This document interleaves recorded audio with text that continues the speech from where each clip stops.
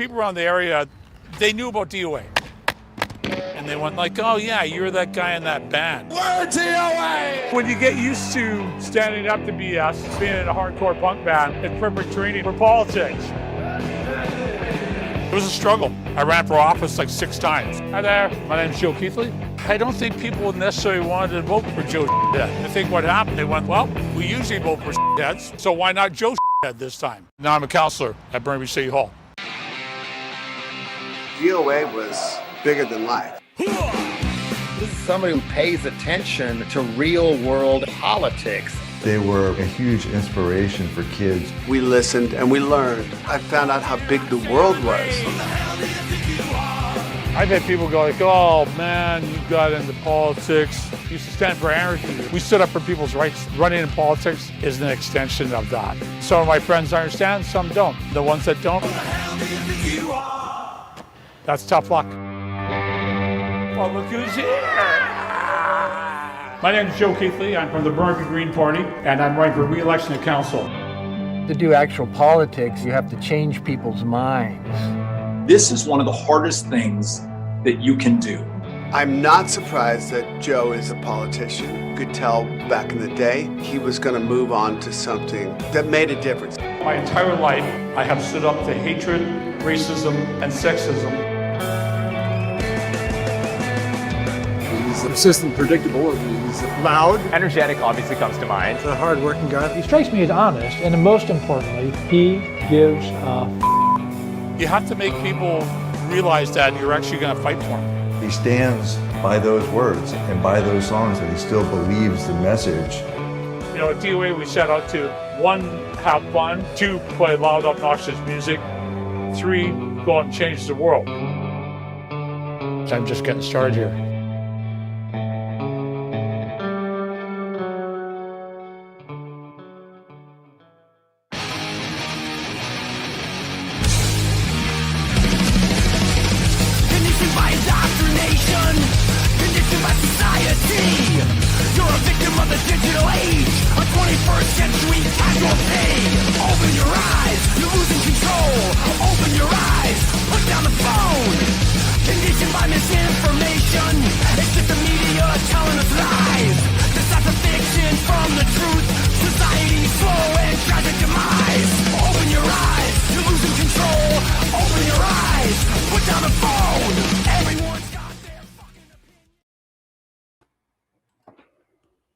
Yeah, come on now. What's happening? You know what this is, and you know why we are here. It is the New York Hardcore Chronicles Live, episode 424.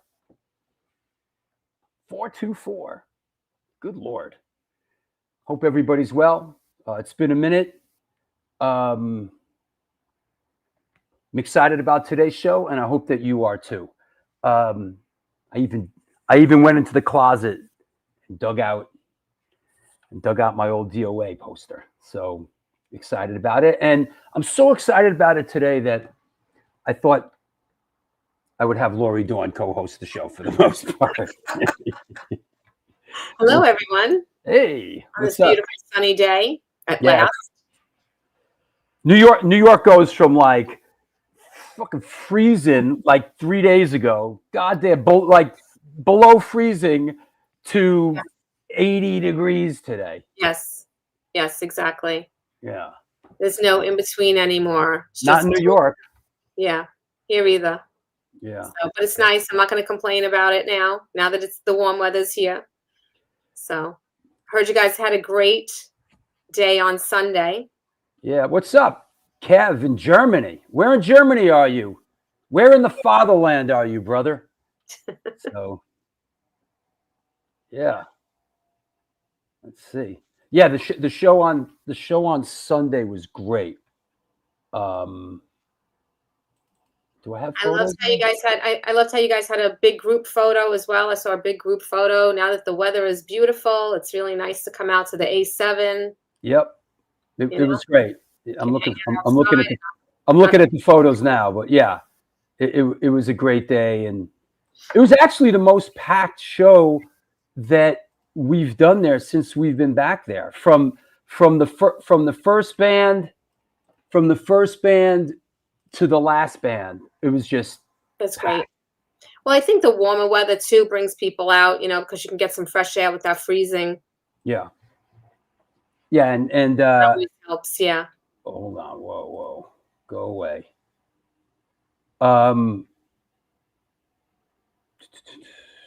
on a second. I'm trying. Hey, Steven. Hey, Ray. There you go. Yeah, it was Rebelmatic, Blackout Shoppers, Catching Hell. Rebelmatic Tree, Blackout Shoppers, Catching Hell, and Oedipus Triple Rex. And there's Dave Tree, the infamous Dave Tree, and Masato, who does all the art for the shows. Yeah, that's a great poster.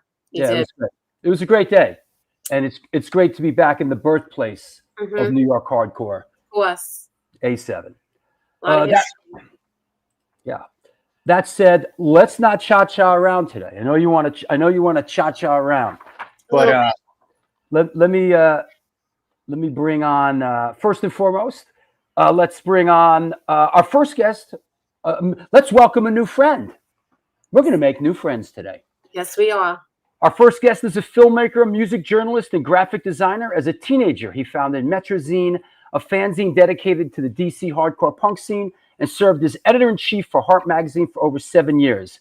As a filmmaker, he's known for directing the music documentaries Salad Days, Cream, America's only rock and roll magazine, and currently, which brings us here today, Something Better Change. Please welcome, coming at us from Annapolis, Maryland, Mr. Scott Crawford. Hey, man. Hey, man. How are you? Thanks for having me. I appreciate it. Am I right? Annapolis? Annapolis. Annapolis. Yeah. Okay. Let's bring on what? Good to be here. Yeah. Welcome. We're gonna have some fun. Let's bring on our next victim, returning to the show. An old friend. He's an American film and music producer and director hailing from New York City. As a music video director, he's known for his work with Gangrene, Suicidal Tendencies, Bad Brains, Sepultura, Alice in Chains, I Am the Man in the Box, Temple of the Dog, The Replacements, Kiss, Pantera, and many others. He directed American Hardcore, the first comprehensive documentary film chronicling this thing of ours.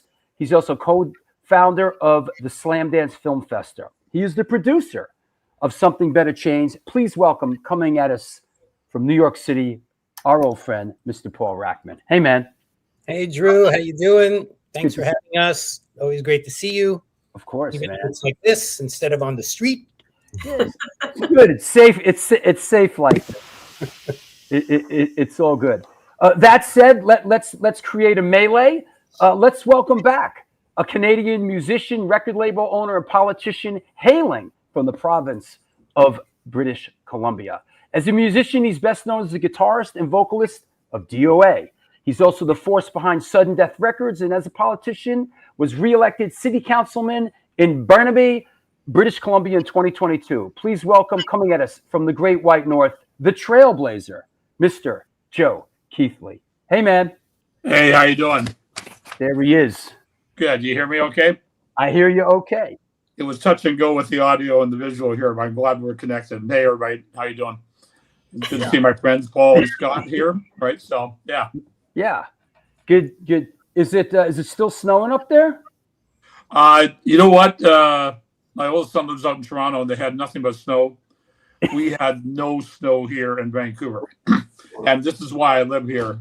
If there are places to snow, well, they can keep the snow. We'll keep it clear, right? Yeah. Let's just jump into it and bounce the ball back and forth a little bit. And we're talking about Something Better Change. Hey, Scott, what was the impetus to put this film together, and how did the embryonic come together early on? Yeah, no, great question. So I guess it was like, I mean, what are we, 2026 now? So it was about 2018, 19, I believe, that I saw just it popped up on my feed or something that Keithley, like I'd known Joe had been running, like I kind of, you know, I'd known over the years that he was running for office. But I saw this headline that said he won. And this was, you know, right during the Trump #1 administration, and I was really looking. I needed hope. I needed a place. I was searching for things that made me feel like things can change. And I saw that headline, and I immediately, well, I don't know if I immediately, but I certainly thought long and hard about it and reached out to Joe. And I might have been 2000. I was still working on Cream at that point, but I think I reached out to him around 2019 maybe, and just said, hey, Joe, like, I know you've got, congrats. And I know you've got this new, I assume you're running again, and I'd love to document that process, and win or lose, that's the film. And I think that can make for a really compelling film. And lucky for me, he agreed. And so it was really, to me, I was looking for hope. I was looking for, something to make me feel better about, what was going on in the United States. Gotcha. Joe into that. So, yeah. And Rack, when did you come on board? Probably just shortly after that inception. I got a call from Joe and Scott. I'd been running into Joe on and off, a DOA show in LA. I would go and say hi. Joe and I go back a very long time ago. And they called me and asking if I wanted to be involved. I think we talked about co-directing. I didn't really want to do that. I was busy with other stuff, but I believed in the story because it really represented a different chapter from hardcore. This wasn't going to be just the history of DOA. This was something unique. There's not a lot of people from the hardcore community, maybe a tiny handful, who are following through and running for office and winning and making change and being a politician. So I felt that particular story had legs. And I think it will have legs in terms of in the canon of punk films. This film will continue to stand out because it is so unique and different. Only this is Joe's story. When you look at punk rock and hardcore and you see these, a lot of these band films, they're all different to an extent with different people, but the story is similar. We got together, we hopped in the van, wrote some songs, put out our record, ups and downs. The record company screwed us. We got plugged, we fell apart. This was different, and Joe is very, very serious about this part of his career. He's committed. Yeah. So I think that's what made me want to be part of this. And, Joe is the nicest guy in punk rock. He's my favorite person in punk rock, only second or first to Keith Morris. These are two people who are still doing, they're still following their vision. They're still following their ethos. These are great people, and they're both good friends. And Keith, I consider, one of my top friends, especially from this community. So I definitely want to be part of it. Scott, I look forward to. I wanted to start producing. It takes so long. I'm going to finish this up in like 10 seconds, but it takes so long to set up independent films that I've been starting to produce more. And I was game to produce this with Scott Crawford and make this happen. Right on. Joe, I was thinking this morning as I was doing the rounds and setting up the show, and what Paul just mentioned now.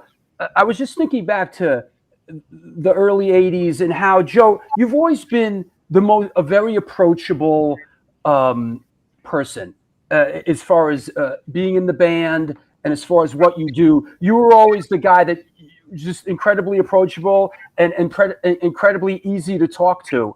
And I was thinking about how, in a lot of ways, that really carries over into the film, and of course, I'm assuming really carries over, dare I say, into being a politician. Is that fair to say? Yeah, I'll just let you know, I couldn't hear one word that Paul said. I can hear everybody else, but I'm assuming it was all good, right? Yeah. It was good. You're better off. I think that Paul's not going to say nothing bad, right? He's a friend of mine, right? So, yeah, I mean, that thing about dealing with people, you have to be open-minded. And, you're at shows, like how many people do I deal with? The promoters, the policemen, the border guards, the promoters that didn't want to pay, the fans that wanted something signed. So it's like you just have to have an open mind and deal with everything as it comes along. And I think that actually really helped me when I was door knocking to get elected in politics, right? Because I knocked on probably 12,000 doors, and behind every door is a surprise. I had one guy, I'm sure I had him and his mother's boat, and the door opened and his dog came out, and clamped his jaws on my leg, right? Oh. And I kept talking, being a true politician, like, and then the guy held the dog off, and I looked, my leg wasn't cut, but it was this old dog. I'm going, okay, great. What else do I have to do to get elected, right? But it eventually paid off. Yeah, but you've sort of peripherally been involved in politics since a teenager, right? I mean, tell us about sort of your early. I know during the Vietnam War and when you were studying up at the university at British Columbia. But how did this kind of stuff come into your orbit as a young person? Well, I mean, it's interesting because, like, right when I was a teenager, sort of the environmental movement really got going, and like different stuff was happening, like all the stuff that happened at Love Canal, for example. That was like big news in the paper, and of course the Vietnam War was raging every night. And my dad being an ex-Canadian Army vet, he would put on the news and watch all the war results. It was pretty gruesome. I was about 14, 15 watching this stuff, and other stuff happened. I thought I would be a civil rights lawyer. I went to university, and 6 months later, I was in a punk rock band, and you know what? It's been downhill ever since. All my lawyer friends said, Joe, you made the right decision, right? And there was stuff happened in high school. The whole regime, Idi Amin, did terrible things in Africa, and then a bunch of kids showed up at our high school, and basically it was a school full of white kids, and these people were like from Africa, and so my fellow students were like giving them crap, and I stood up to them, like, it'd be like end up like shove them into a locker in the hallway, like, back off. These people had a hard time at home. Welcome them. Don't be a jerk, right? And I went through this for about 2-3 years in high school, trying to straighten out these pricks that were completely closed-minded. Did you grow up? Did you grow up in Burnbury? Burnbury, yeah, I did. I played hockey there and played lacrosse. Every year I played, I set the Burnbury record for the amount of penalties. I never scored any goals, but I was the team goon. The guy with the coach goes, Joe, you see number 10? He's scoring a lot of goals. I go, gotcha, coach. I go massacre the kid. I felt pretty bad about it sometimes. That was my calling. But you grew up in that area, so of course it's very near and dear to you, and seeing these kind of changes that are going on and that are documented in the film. By the way, it's near and dear to your heart. We're going to bounce around here quite a bit, but one thing you say in the film that I thought was really poignant and was a term that I never heard before and really interesting was demoviction.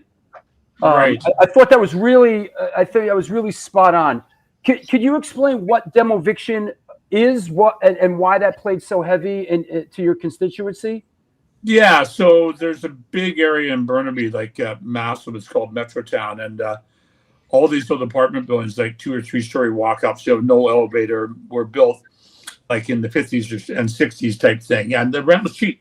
$600 for an apartment, $800, and then our last mayor, our current mayor, Mike Hurley, and I helped defeat Derek Corrigan. He's in the dock. He upzoned the whole thing, so all of a sudden, like, all the people that were in those old apartments got kicked out, and they were sleeping under a bridge, in a car, on somebody's couch, so we just started calling it demoviction, and it's just like, you're evicted, the building's demolished, and and then all of a sudden you got nowhere to go. But the Mayor Hurley and I changed that. So what happened, the people that were getting kicked out, they got a new apartment at the same rent. We made the developers do that. So it was like fair. They, because you're talking like senior citizens, like they'd be 70, they got no money. All of a sudden they're out in the street. It was like pathetic. And, so we're really glad we got rid of the old mayor. Derek Corrigan was a complete idiot, right? Yeah. I think you can quote me on that too. Yeah. And Paul and Scott, I got to say, one thing I did enjoy in the film was that the mayor that Joey's talking about, had some airtime in the film. This wasn't just a Valentine. It wasn't just a love letter. And I really like that. I don't see that a lot in docs. I see so many fucking, it's a love letter. Oh, they're great. And it's just like, I really as a filmmaker, I really appreciate it and loved that you guys sort of put a different angle in it. Could you give me some perspective on that? Yeah, absolutely. From day one, when I told Joe, or when I approached Joe about the film, I said, this needs to be like a warts and all thing. And I said, I know enough about local politics. I know enough about politics in general to know that this is messy. It's ugly. Things are said that aren't kind. But I also knew Joe has been in this forever, whether it's, politics or music, and he's got to have a thick skin. So I said, we can't do this doc if we don't have, because I always approach every documentary as like a journalist, as opposed to, so I want to represent multiple sides and angles. Derek had some unkind things to say, and frankly, disrespectful things to say, but I felt like they needed to be in the film, because otherwise, as the sort of current, I don't want to get too sound whatever, but like the current trend, as you kind of alluded to, Drew, is like just fluff pieces. And it's like, this was not ever going to be a fluff piece. And to Joe's credit, he agreed to that. And I think we have a better movie because of it. I just want to quickly add something to that, is that we went into this, wanting, thinking, oh, this is going to be a political campaign. This is going to be Joe. And, we here in the U.S., we're coming off of this Trump campaign, this politics of hate, this intense election and political situation. And we go to Canada to do this, and our expectations are like, oh, this is going to be great. And then it reminded us, wait a minute, we're in a different country. It's like more civilized in Canada, So it was a really, really sharp contrast into, what we're experiencing in the U.S. And then we go there, and in a way, Scott and I were talking like, oh, is this going to get nasty? And it's like, no, it's not. So it really is a great tone. Yeah. And I can't wait till politics comes back to that over here, There you go. I like that aspect of it, because it also stressed on people like just how important, local politics are. I think for, a lot of voters, they're just paying attention to the larger elections, like the presidential elections or, the Senate or whatever. But the local elections are really where things in your community get done, and where the work is to be done right there. And I think that it's just as important to vote every year. There's issues every year that's affecting you and your families and your communities and people right there. Yeah, so I like that aspect of it as well. That was really something I wanted to examine, and having worked in local civil politics or civil or whatever you want to call it, like city council work that I've done over the years, like I saw it firsthand, so I knew it was just as petty as it is in Congress. So I expected some fireworks. I expected some stuff back and forth, because you get this much power, you're gonna have that. So, and we got that from Derek, and it was not something that I was necessarily looking for. I wasn't trying to paint him as anybody other than what he was. And he chose to say the things that he said, and we presented him as he was comfortable presenting himself. So and I think it certainly helps that you got a guy like Joey that can take it on the chin. Right. Joey's not going to shirk it. Like Joey could take it on the chin, and I think that's pretty apparent in the film. Does that make sense, Joey? Yeah, totally. Like, with Derek before, like I tried to join his party, and before I got elected, I had meetings. I was like, wow, I got a meeting with the mayor for an hour. So he wasted the first 40 minutes talking about music. I'm a musician, so that's obvious.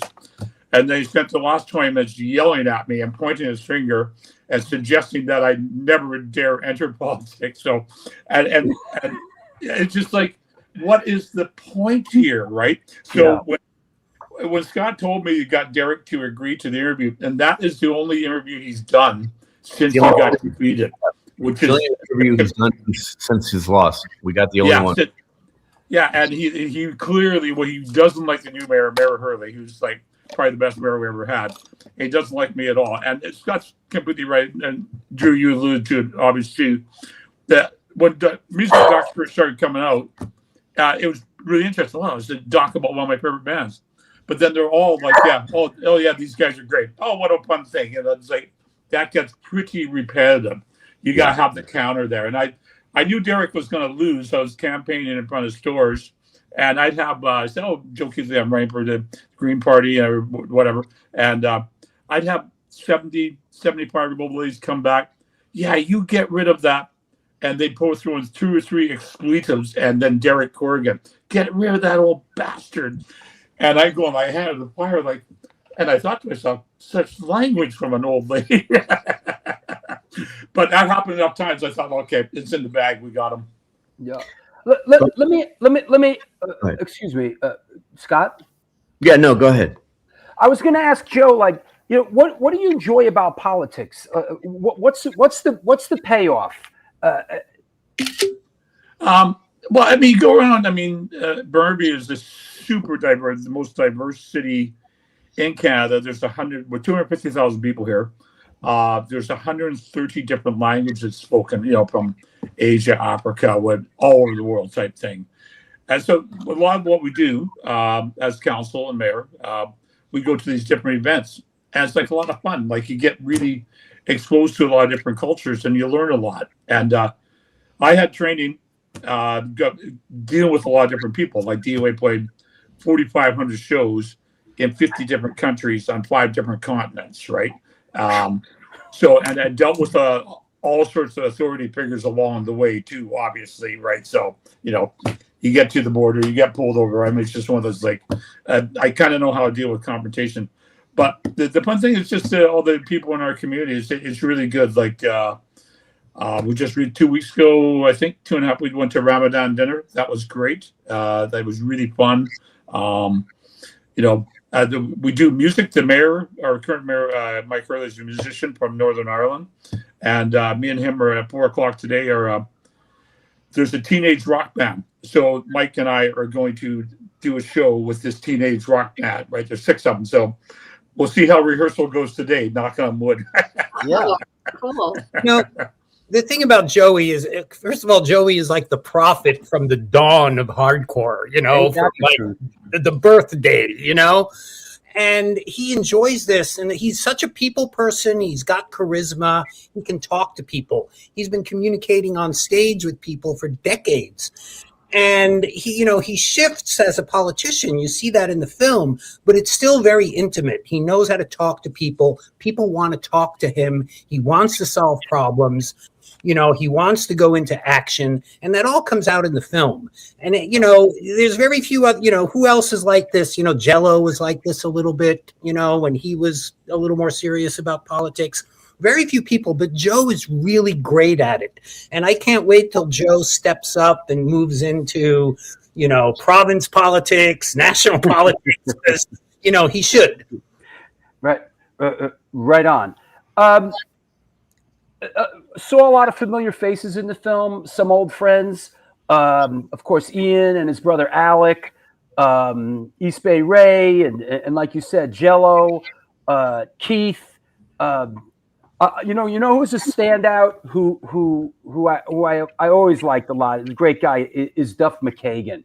And Duff is one of the most grounded people I know who has attained that level of rock star insanity. I mean, I remember Duff was in the Farts. Duff. So, we talk about a lot on this show is how hardcore is like a portal, and a lot of people come through the portal of hardcore. I mean, I did, Scott, you did. I mean, Joey. I mean, a lot of us did, and so did Duff. Any challenges, Scott, as far as like rounding people up for the film? Not really. Duff in particular was really enthusiastic about being a part of the film, and he showed up at the Seattle screening, was there with his wife, and just absolutely loved the film. And but it was clear that DOA and Joe specifically, as you can see in the film, meant so much to him and changed his life. It's kind of like we all have that one person, that change, like that one musical like icon. I'm sure that's not, that changed our life. And 100%. Right. And so for Duff, it was Joe. And so he came aboard. He was a big supporter of the film, and continues to be. And so that was great. The one thing I will say, and I think I presented this to Joe early on, is like, yes, we need to get folks like Duff. We need to get folks like Ian. We need to get guys like Keith and all these folks to create the context. Those who might not be as familiar with Joe as they should be, to create a context and a narrative for like how important this fucking guy is. But I didn't want it to be like, and it's, as you'll see in the film, where it's like a typical like, DOA, we're the greatest band in the world. It was like, no, I just want I want people to, I want to show how important they were to these folks. But then we need to move on to what's really at hand, which is a guy that's, putting his mouth where, I learned about politics, just like Duff says in the film. Like, I learned about politics through DOA. Like, I didn't know a lot of stuff, so it's, to me, it was like almost like War on 45 and like Hardcore 81. These were records that were like almost like history books for me. Like, I learned a lot.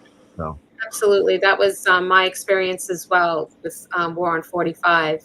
It's like, wow, I like this, but what are they actually really talking about here? Yeah, no, I was the same. Like, yeah, and it really made me. And then it made me. It songs like, well, there's so many. Let's just say the entire album. Now, further, it made me go to the library. Wikipedia, but it made me go to the library and go like, wait, what is this about? It was a real honest education for me. And punk rock in general was, but specifically DOA. Early on, we're talking about things that, in a way, perhaps other bands were, but in a way that I felt like was a little more elevated, a little more a little more formed. Makes sense. And we also kept it fun. The music had that serious context, but it kept it fun. Yeah, right. I think a lot of bands were talking about it, but it's whatever music you connected with, and we connected with this album, the War on 45. We connected with that, so it was good. It was. Yeah. That changed my life. Yeah. You had bands like, MDC were, you had bands like MDC at the same time, but they just didn't resonate in the same way that DOA did.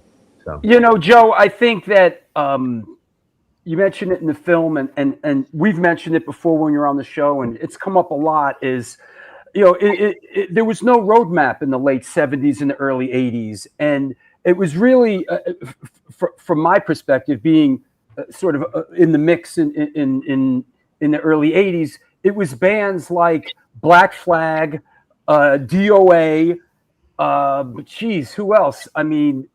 Dead Kennedy's not so, but it was really Black Flag and DOA are the ones that there was, I can't emphasize this enough. If there's any young people, there was no roadmap back then. It didn't exist. and bands like DOA went out there on top of each other in a van and just played for the sake of playing, and just went from town to town, and they really blazed the path. You mentioned it in the film, Joe, but any other perspective on sort of the early trailblazing days?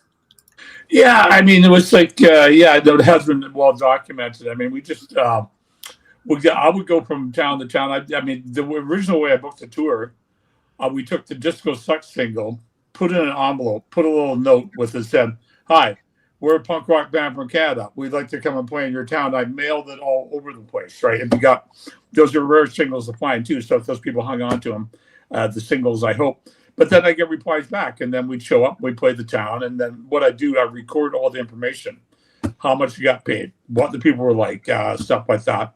And I was good buddies with the guys in Black Flag, and Chuck Tukowski did the same thing for them. So Chuck and I, whenever we would meet up doing a show, we probably did like 40 shows with Black Flag, right? But in one of my favorite bands.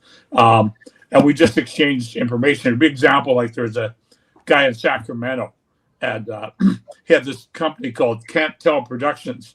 Tukowski, well, what's this? Like, what's Can't Tell? It says, because you can't tell what the fuck you're going to get paid from this guy, right? And he said, like, I guarantee him $1,000. And he go, like, Joe, I lost a lot of money last week. Is it okay if I give you $150? Go, no, it's not okay. That it costs us $200 in gas to get here, and the roadies are sticking their hands out for food money, right? So stuff like that. And we just compared notes, and because you could go see big bands like the DKs, Ramones, the Clash. They would play big places, but they would fly in. And then there's no knock on them. Those are all great bands, right? Sure. It's just that, Black Flag and us, we just said, okay, we're going to go play every single town. And we did the same thing in Europe too. Like a lot of European countries, that DOA was the first punk rock band they saw. Like in Poland, we were the first punk rock band that we barely got in. The East German border guards are like, what the hell do you guys think you're doing? Oh, well, we're going to play in Poland. And the guy says to me, well, when you get good enough, you can come back and play in East Germany. I think, like, brother.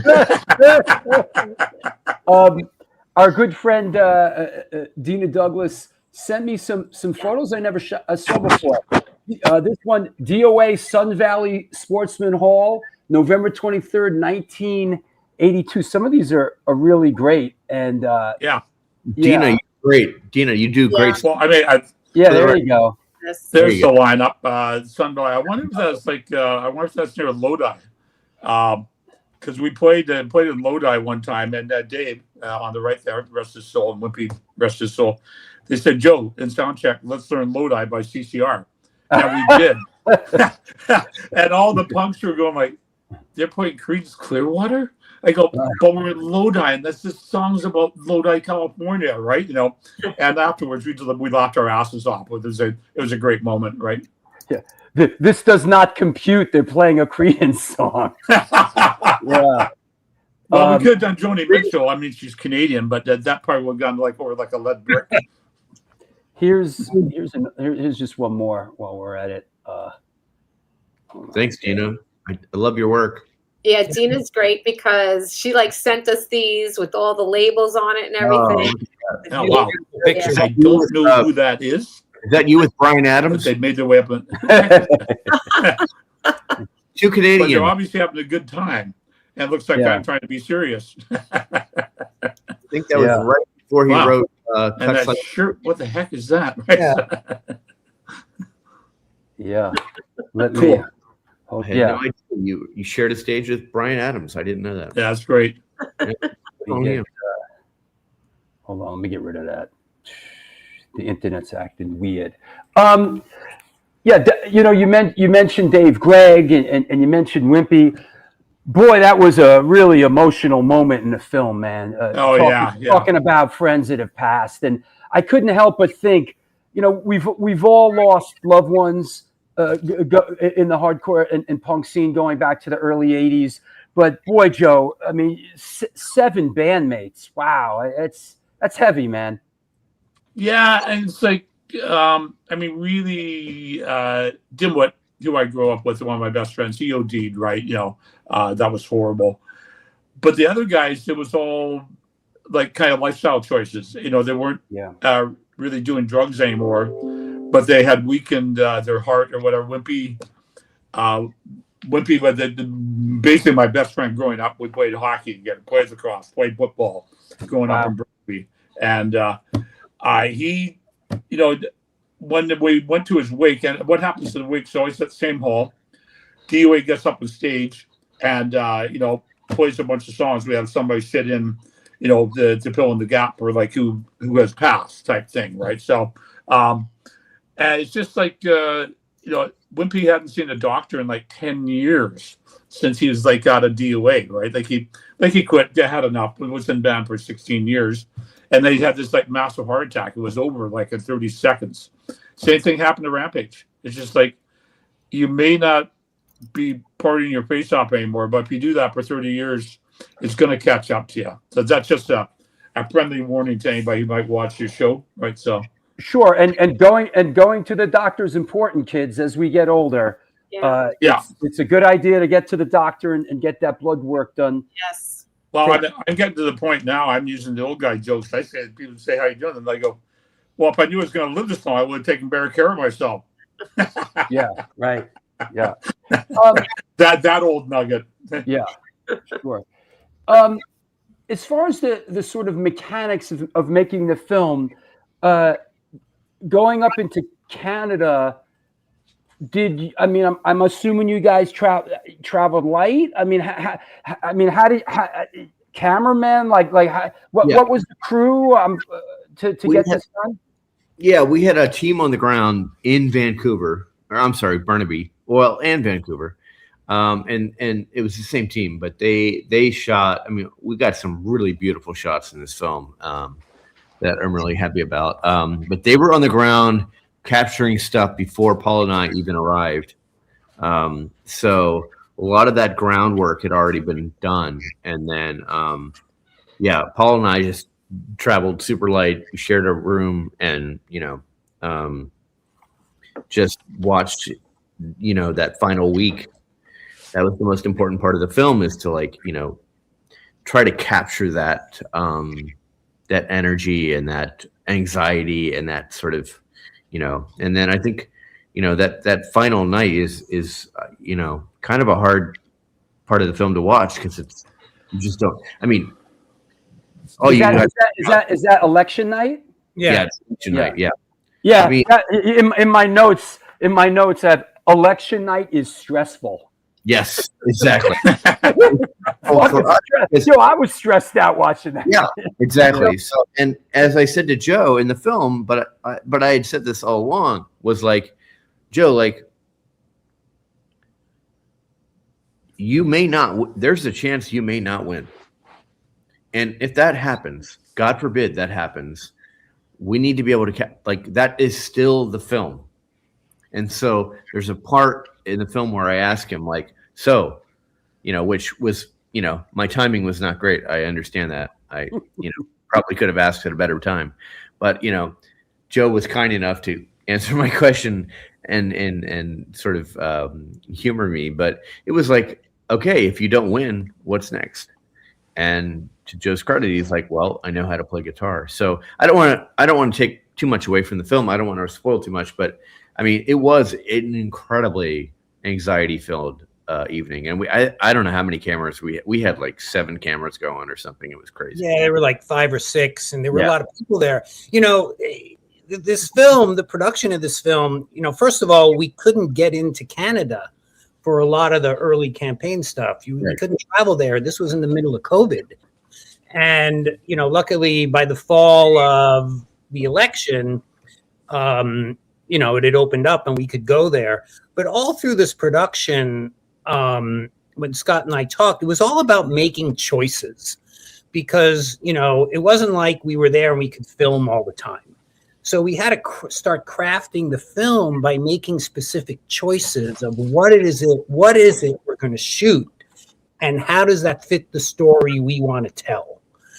And we would talk a lot about, Scott said, hey, should we shoot this or should we shoot that? And we'd be like, well, let's not do this, but let's do that, because it's more in line with the story.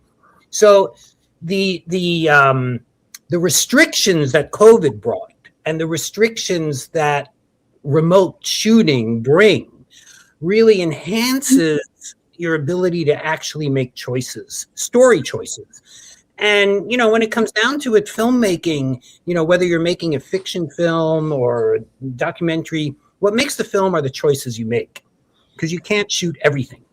So I think the exercise of these restrictions really helped focus the film. And, you know, it helped with the editing. And by the way, you know, I was able to find a very young first-time feature editor. This young woman, 1 year out of college, had been an assistant on a project for me, literally 1 year out of college. And I asked her, well, what do you want after we did this big project that she was my assistant? And I said, well, what is it you want to do? She's like, her name is Maya Muelam. She's incredibly talented. And she says, I want to be an editor. I want to edit documentaries. And I go, well, you're not a documentary editor until you edit a documentary. So there's an opportunity here. And she's really smart. And she's based in New York. And I introduced her to Scott, and she came on board, and she threw down for like, man, what was it? Almost 2 years. Wow. You know, while at the job, working at night, just the way you and I, Drew, have made films in the past. You know, you go to your job, you go make money, you work at night, you work the weekends. And she did it. It was amazing. Go ahead, Drew. Sorry. I was just thinking of editing my own films early on. Yeah, you wake up, you're depressed, you sit down and you edit. You're happy, you sit down and edit. You can't sleep in the middle of the night. Yeah. You sit down in front of the computer. And as you know, Paul, like and Scott, fellow filmmakers, it lives in your head. It does. It never leaves your head. I'm still editing the film, and it's already done. But you know, from bigger projects to smaller projects, here I am again 40 years later, doing it again on another project. You know, you're awesome. You're a lifer. You're a lifer, Paul. And every time I go, like, oh, maybe this is the one where, like, you know, I can have an editor all the way through. You know, well, because I started as an editor, but here I am again, you know, up late at night, waking up, getting depressed, not knowing what to do, taking a day off. It's very, very hard. And Scott went through this too as a director. I think one of my biggest jobs, and Joe and I think both Joe and I, you know, we had to keep making sure that Scott wouldn't fall off the cliff. You know, because Scott's an intense person. He loves these films. He wants to make it right. He puts the right type of, he stresses out the right way because he cares. And, you know, the best thing a producer can do for a director is to, you know, put those guardrails up, you know, so that they can continue doing it. And when, you know, sometimes I don't have that, you know, and experience counts, but you know, it was important to do that on this film because this was a difficult film to make. It was. Scott, just real quick. Wow, what a concept! What a concept, Scott. A great producer. Wow. Maybe someday I'll have something like this. Well, I've been lucky. I had my shortcomings too, you know. It's hard, man. It's hard. I've been lucky. I've worked with really great producers, and really, I'm very grateful to have worked with really talented people. And Paul's obviously like one of the ones I always wanted to work with. And Paul, we should change the end. It's probably not too late. I could change the end scroll to say Paul Rackman, producer / psychiatrist. Well, Joe too. Joe, you know, Joe was able to understand this process. I think it's not like Joe. You made a lot of films, made a lot of videos and stuff, but you know, it's a DIY film, and Joe understood that. So Joe was able to come in and help fix things. He was with production too, because he just got it. He wasn't like, what the fuck is going on, guys? Why isn't this happening this way or that way? No, we could tell Joe, hey, Joe, this is where we're at. This is the impasse. We're going to have to take a pause, whatever. We got to do it this way. And Joe goes, okay, I get it. Yeah, let me help you out. You know, Joe was great. He was always there having our back with the solution. Really, it was just 3 people making this film. It's literally just 3. Yeah, I mean, and then with Maya. But I do want to say, if I haven't said already, but Maya, if you're watching this, she is one of the most talented editors I've ever worked with, and you're gonna remember her name. She is amazing. She's so young.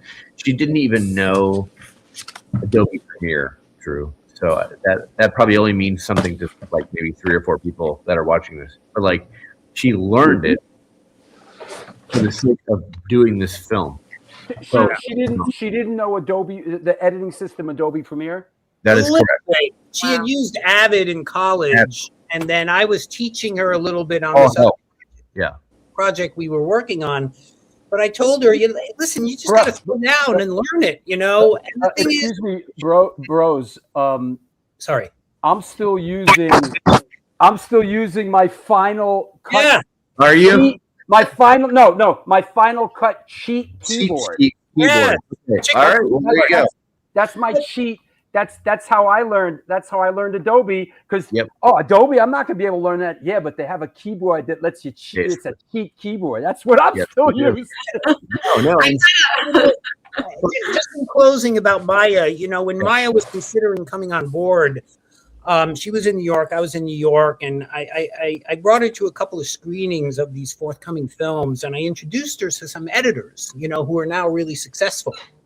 And I said, yeah, talk to this guy. And all these editors who are now, you know, editing big indie films, they all said, oh, when I started, I didn't get paid for my first 3 movies. Right. You know, I was working at a restaurant and I would edit and not. That's how I did my first movie. And it got into Sundance. We used to walk 5 miles in the snow to school with no shoes on. You know, I wanted to make sure she could hear that from other people.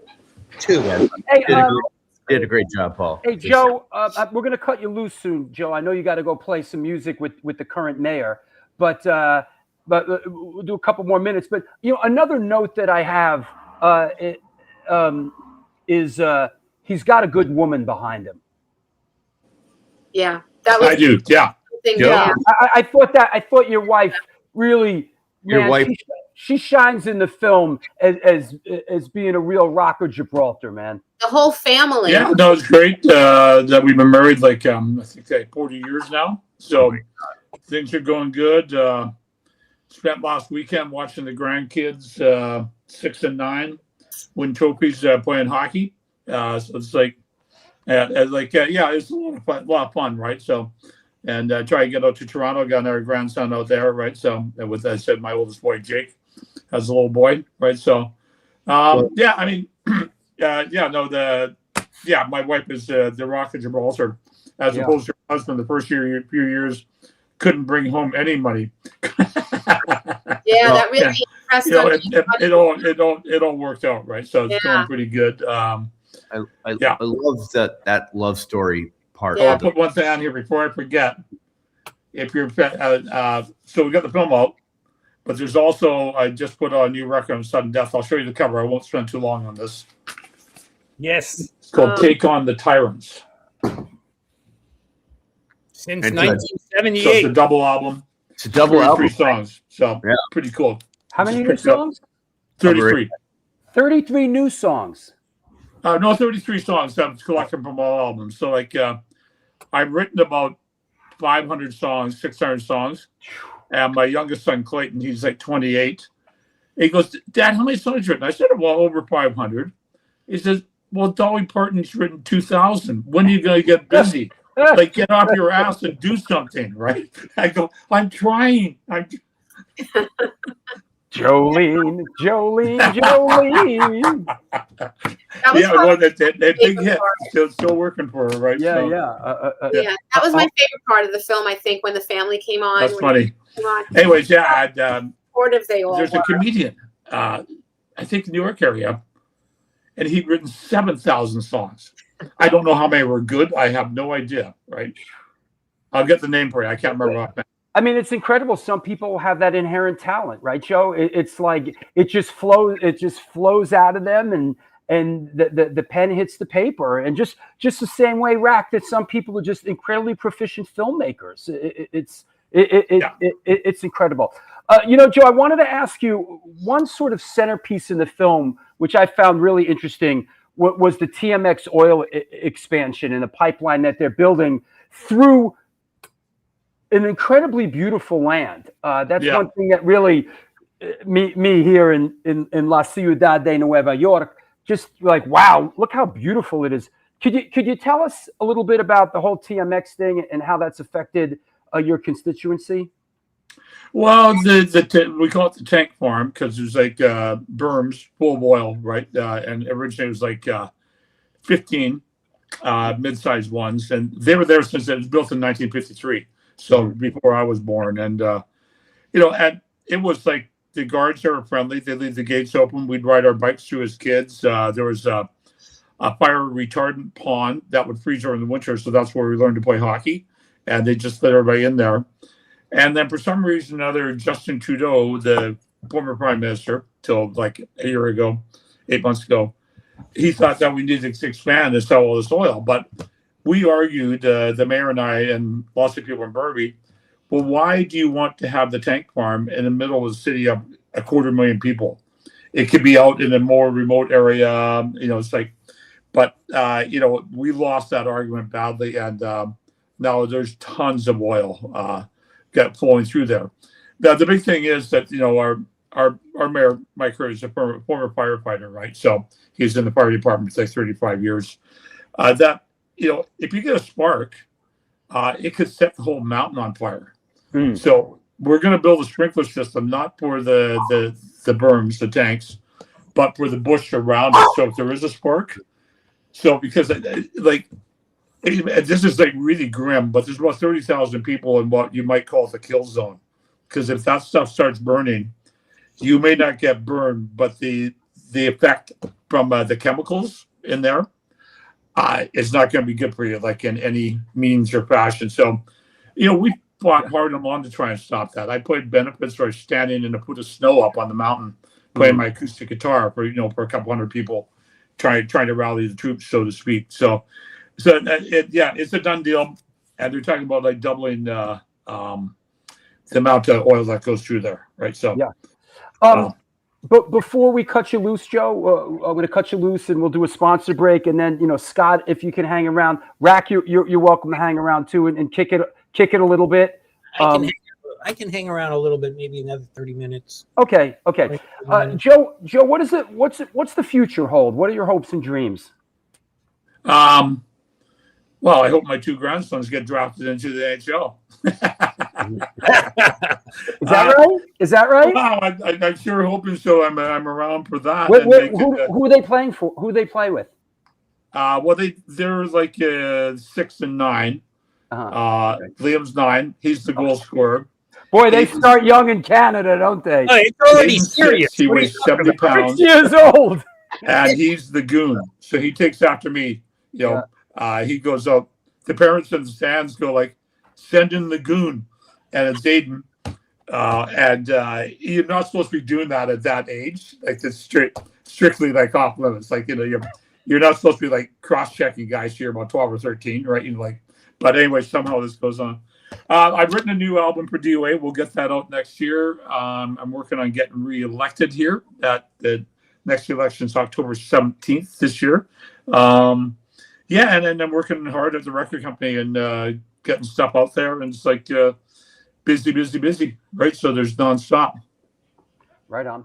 Well, thanks, Joe. And thanks for stopping by. You're always welcome here on the show. Oh, wait, I got to show you one thing. Have you seen your Hardcore Legends trading card? Well, let's see. Wow, where'd you get that? They're out there. Hey, Josh, are you watching the show?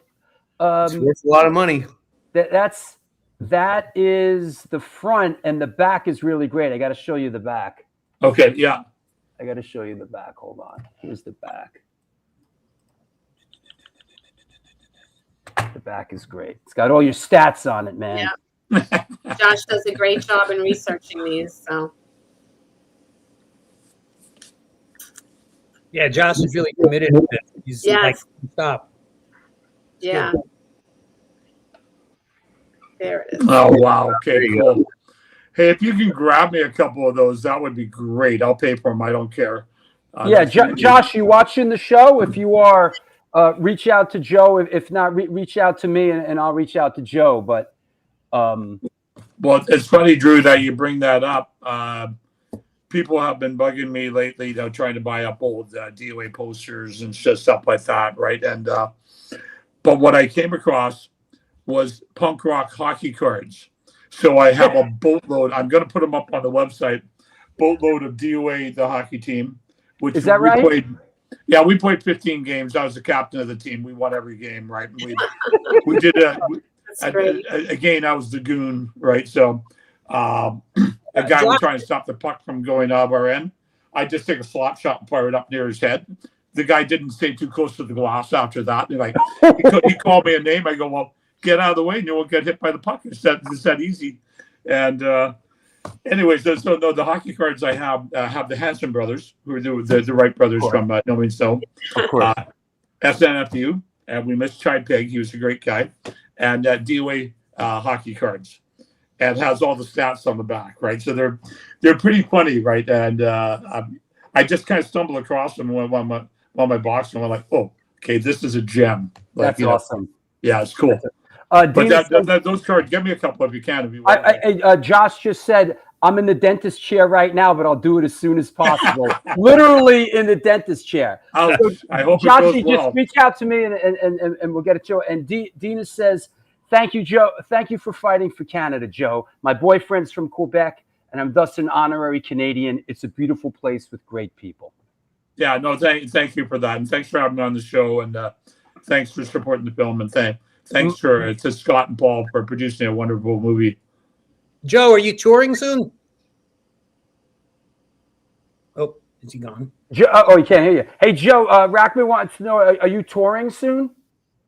I think we got 5 shows Labor Day. And then, I'll be playing a new kind of guitar. There's a guitar company called Odyssey. No.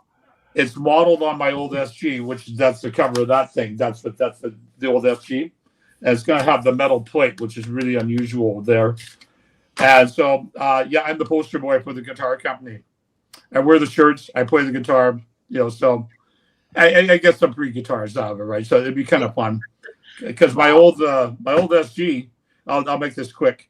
Yeah. My youngest son, Clayton, I go like, Clay, my back's really hurting me. Could you put the old SG downstairs? I don't want to take it on tour anymore, right? I don't want somebody to rip it off, right? Yeah. And about 6 months later, I said, hey, Clay, go downstairs, get that SG. I'm going on tour.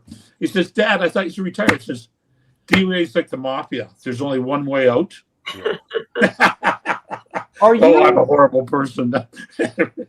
Are you playing in this one of Dina's old pictures here? Is this a Les Paul you're playing here?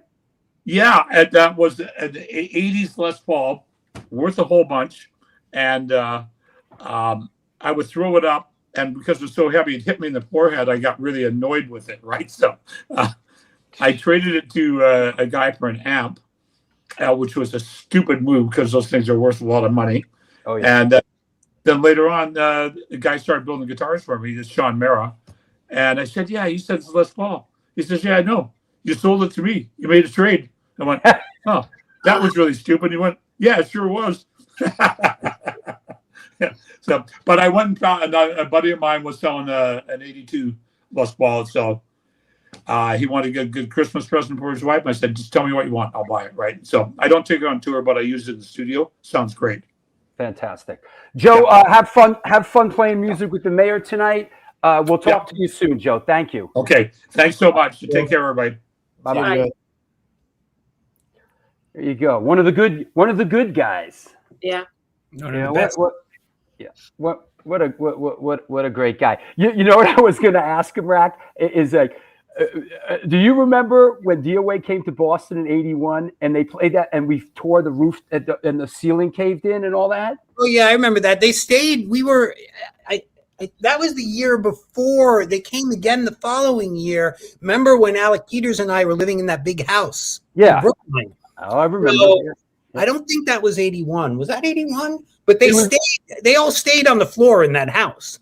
Well, it was the show was at 82. It might have been 82. I mean, DOA came to, was it Maverick? No, what was it? No, Cantones. Cantones. Which is, this is a good one. This is a good one.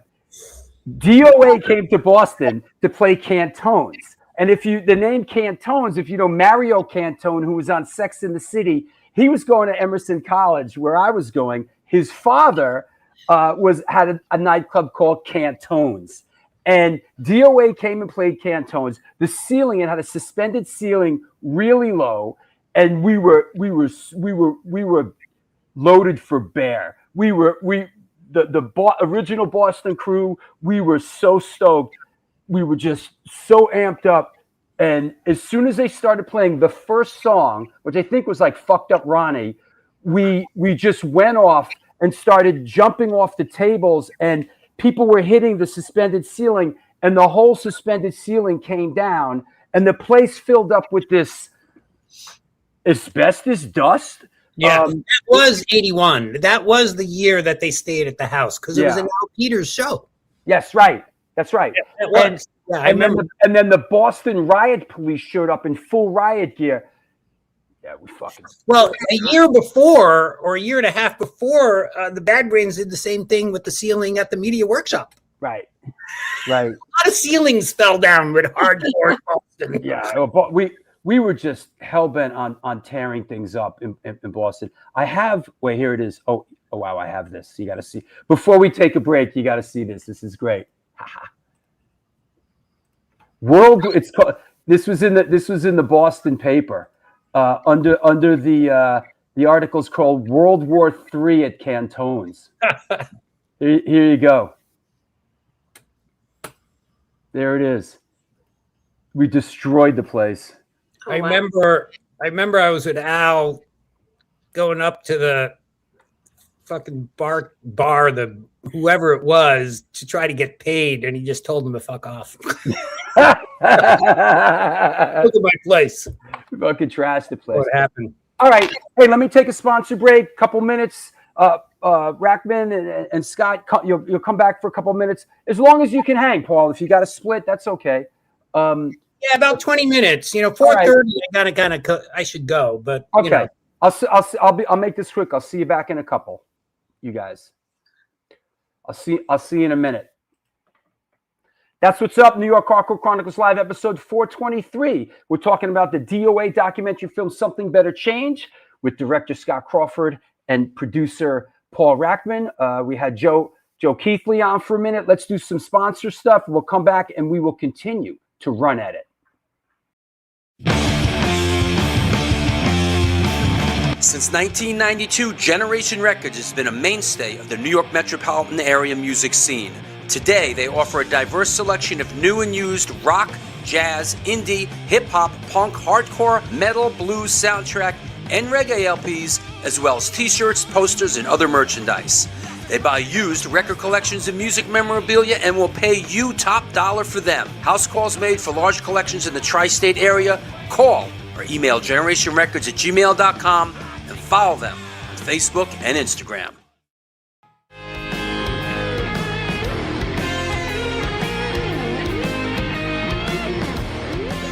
Will that be cash or debt? Do you mean debit? Yes.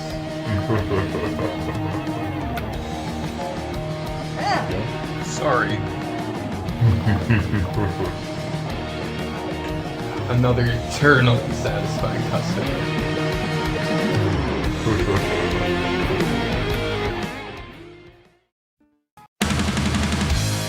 Yo, what's happening? I'm out here at one of our all-ages Sunday matinees on the Bowery. I hope that you are enjoying today's show. I just want to let you know that the New York Hardcore Chronicles Live needs your support. Please step up. There is a Patreon page that has a lot of unique program. Shows are announced there first. Lots of good stuff. There's a PayPal address right there on the screen if you want to make a contribution. There's also a super chat function. You could do that. But the bottom line is this show exists because of your support. We're going to be doing it for a long, long time.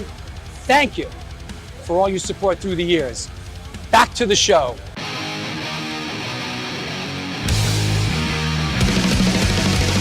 Conditioned by indoctrination, conditioned by society. You're a victim of the digital age, a 21st century casualty. Open your eyes, you're losing control. Open your eyes, put down the phone. Conditioned by misinformation, it's just the media telling us lies. Decipher fiction from the truth, society's slow and tragic demise.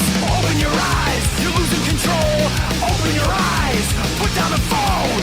Everyone's got their... And we're back. It's the New York Hardcore Chronicles Live. Want to mention some upcoming shows.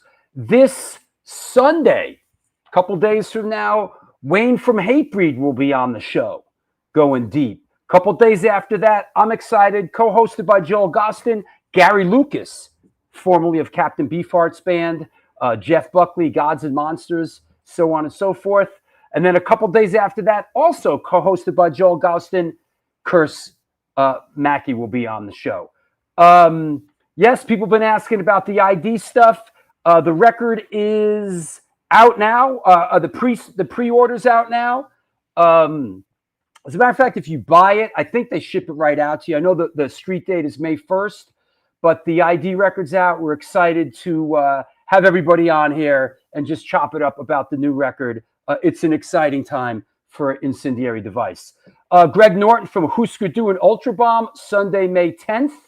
Punk Island. There is a Back to the New York Hardcore Roots stage on Punk Island this year. We are excited about that. We have the lead organizer and the senior organizers on Sunday, May 17th. Yo, what's up? What's up with that? Come on now. 5 years in the making. The one, the only. Waddy's coming on the show Sunday, May 24th. So get ready. Get real ready for that one. Jesse Mallon will be on Wednesday, June 3rd, talking about his book, Almost Grown. And then Jeff Ladd on my birthday, June 28th, talking about his book, Move Up Front.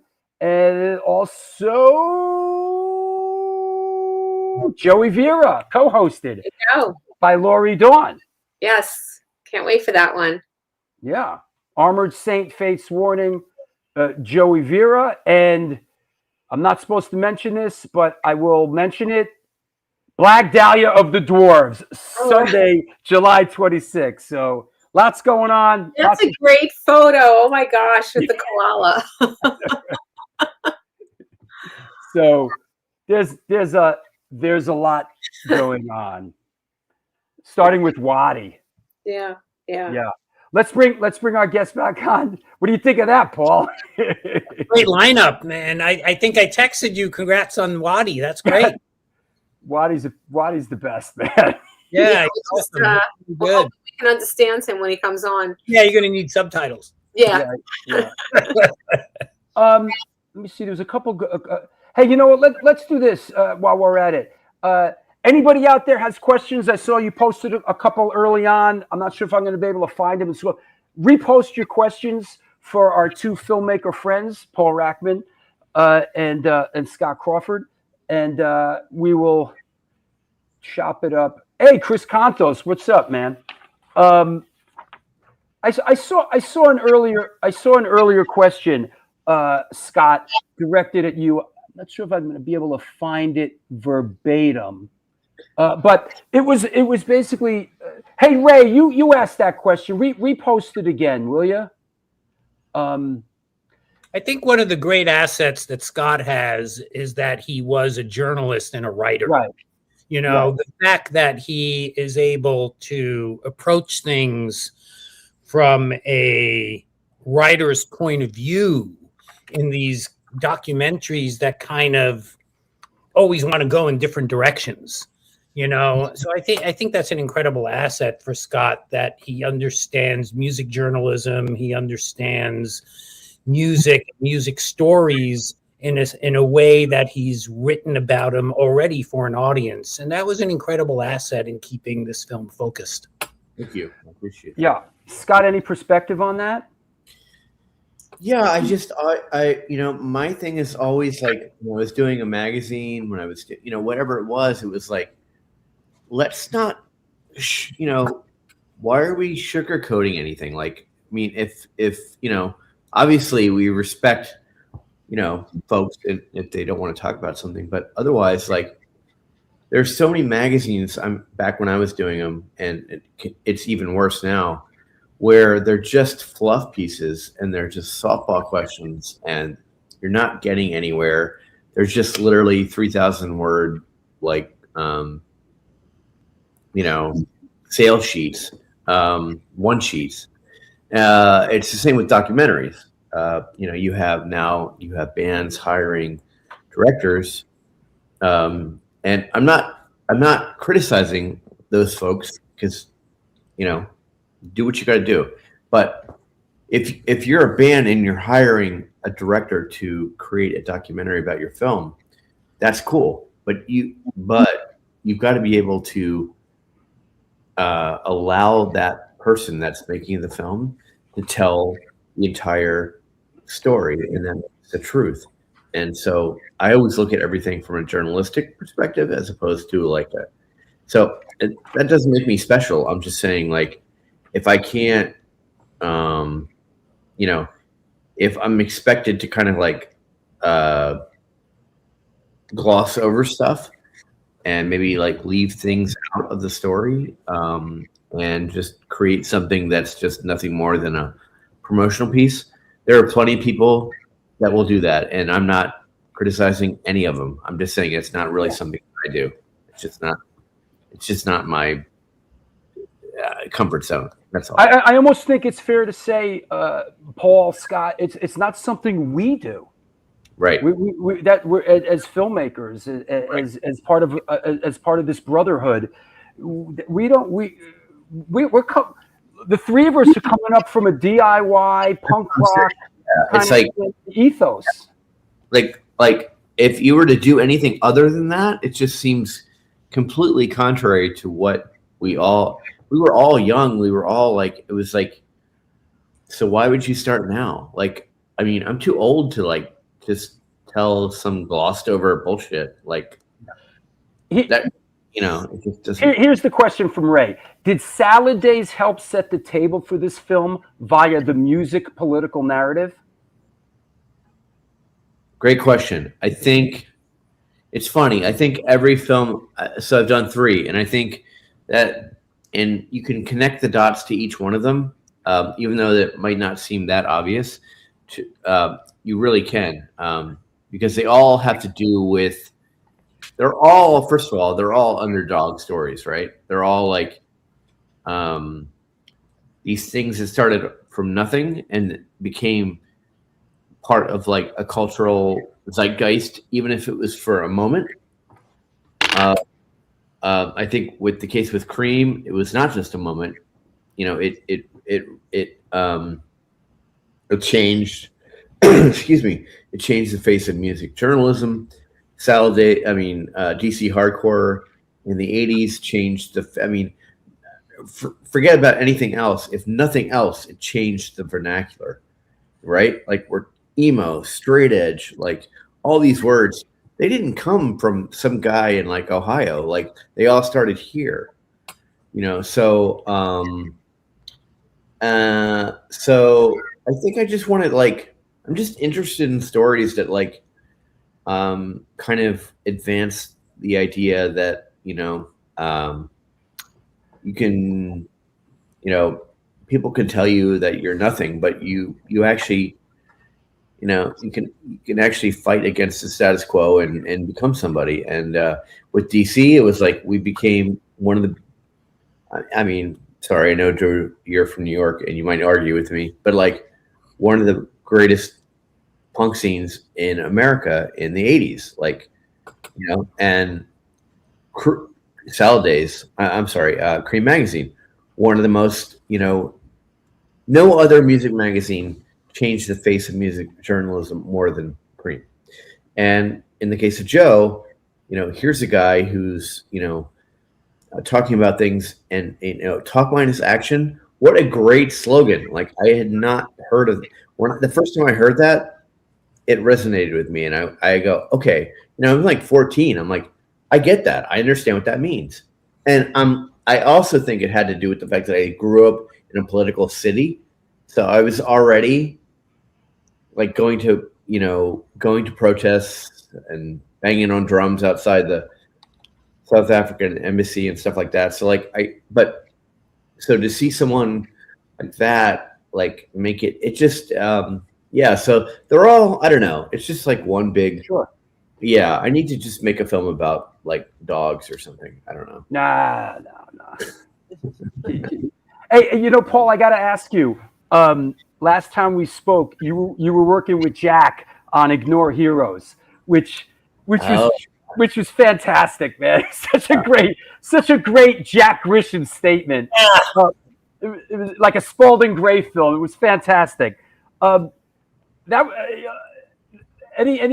word on that film was great, man.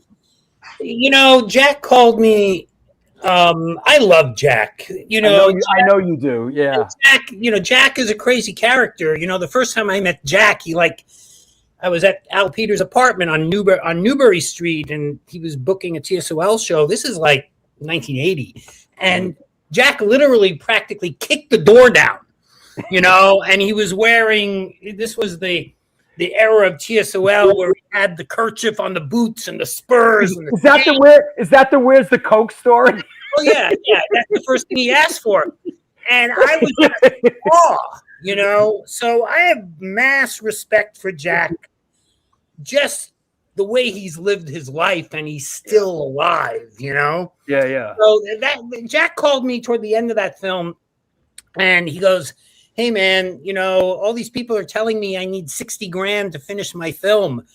And I'm like, fuck no, do not spend 60 grand finishing your film. This was really for, kind of a fine cut edit and color and mix. And I just kind of walked him on how to do it. And I love the film. I did not do, I suggested a couple of creative things, and he said, yeah, fuck it, I'm not doing that. And it's like, okay, and he was right. Again, a very unique film that over time will stand out in this canon of punk rock movies. It will, inevitably. It'll be like, oh my God, rediscovering this weird movie from this scene. So, that's how that went down. When I see that I can contribute something, and I see that it's something that I have a desire to be part of, I'll get in, I'm in the middle of a movie right now of kind of the rise of indie rock through the lens of Maxwell's in Hoboken. Oh, wow. Very cool. And I got hired for this, very low budget, but some people who love Maxwell's and love that scene. This is the story of the Feelies, Yola Tango. It's a beloved scene. Yeah. Maxwell. So I'm in the middle of that, and it feels like American hardcore. It feels like, okay, here I am staying up all night editing in my fucking early 60s. What the fuck? Yeah. But I do it because I understand it, I get it, and I try to balance it out with more commercial work in between. It's fucking hard life, man. Hollywood is broken. Yep. The problem with Hollywood is that Hollywood answers to Wall Street. So, we're all at the behest of Wall Street, really. And I don't want to get into that, but that's the big problem. The whole country is, in a way. Yeah. But I don't know how to do anything else. So what the fuck?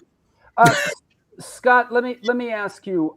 We've been a little deficient. Where can our fans out here watch the film? Yeah, so I believe it was it Tuesday of this week? It just went live on Amazon, Apple TV, YouTube, TV. It's right now. It's at the TVOD stage. So if you want to watch it, you have to rent it. Which I and that, just for those who don't know, that's like video for rent. Right. Transactional video Okay. on demand. Right, Yeah. right. Mm-hmm. So you pay a little money, you see it early. Right. Yeah. I highly recommend Right. that you do that, and I highly recommend. That And you there's get the DVD too. You can buy the DVD. which has been shipped out. It's starting to ship out last week to our Kickstarter community. So, but the DVD is available on Amazon as well as the streaming version, and it's been doing really well so far. So, yeah, feel free to leave your comments and your ratings. Unless they're below 9, then don't worry about it. Fellow filmmakers, how was the Kickstarter experience for you guys this time? I know sometimes it's easier than others. Sometimes we feel like we're a fulfillment house and it's a drag. But like, how did the film get funded? How did the Kickstarter thing work out this time around? Let's see. Let me think about this. I'm from DC. I know diplomacy. I'm very grateful for the people that helped make the film and to give us that initial seed money. However, I don't think people realize how much or how little, I should say, not to be ungrateful, but if you ask for 50,000, that's great and that's fantastic, and that means and that's your goal. You can't ask for more, but there are taxes to be paid. There are, postage, the fulfillment to be paid. So that leaves you really about 15 grand later. So it's and then some people just aren't maybe quite happy with the experience. So you have to deal with that. So, but you know what? Crowdfunding exists for a reason, and it helps a lot of folks. Helped us. It's helped me in my career. I've been very fortunate to have not just crowdfunding, but individual, private investments in my films, and so I really can't say much bad about.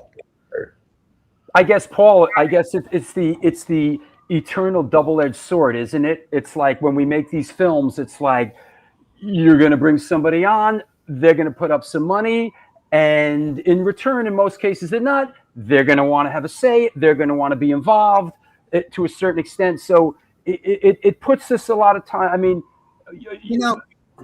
very good point. I think with these films about subculture, let's just call it that, culture, I think the fundraising is hard because you're not going to get, you're not going to go to the person doing, Taylor Swift films to invest in this. So you go within the community, and, people who can afford to, they understand that they want to be part of it. So I actually think that most of our investments are a lot of, you have these people who are willing to throw down 10 grand benevolent. They're not expecting anything back, and they don't want to go through that paperwork. I'm just going to give you 10 grand. I want to be part of it, and I hope you make the movie. So the combination of crowdfunding and people like that is really the foundation of these films. That's right. Then there's another level where, people, do want to have some money back, but they understand the risks, and, you make your choices with people who understand what they're doing. It's not easy, I have, if you can give me a minute, Drew, I have a very good thing to say about the state of music documentary. Please. Since, streaming really starts in 2008, right? And the streamers really changed the business. We know that. And we're at a point now where music documentary, we're not talking, the rock and roll or the subculture, the gritty feel of music documentary has kind of been eradicated in terms of, we're not really seeing movies like Monterey Pop or, Don't Look Back, or American Hardcore, or all these kind of grittier music docs, the Rolling Stones early films, even Help and Hard Day's Night.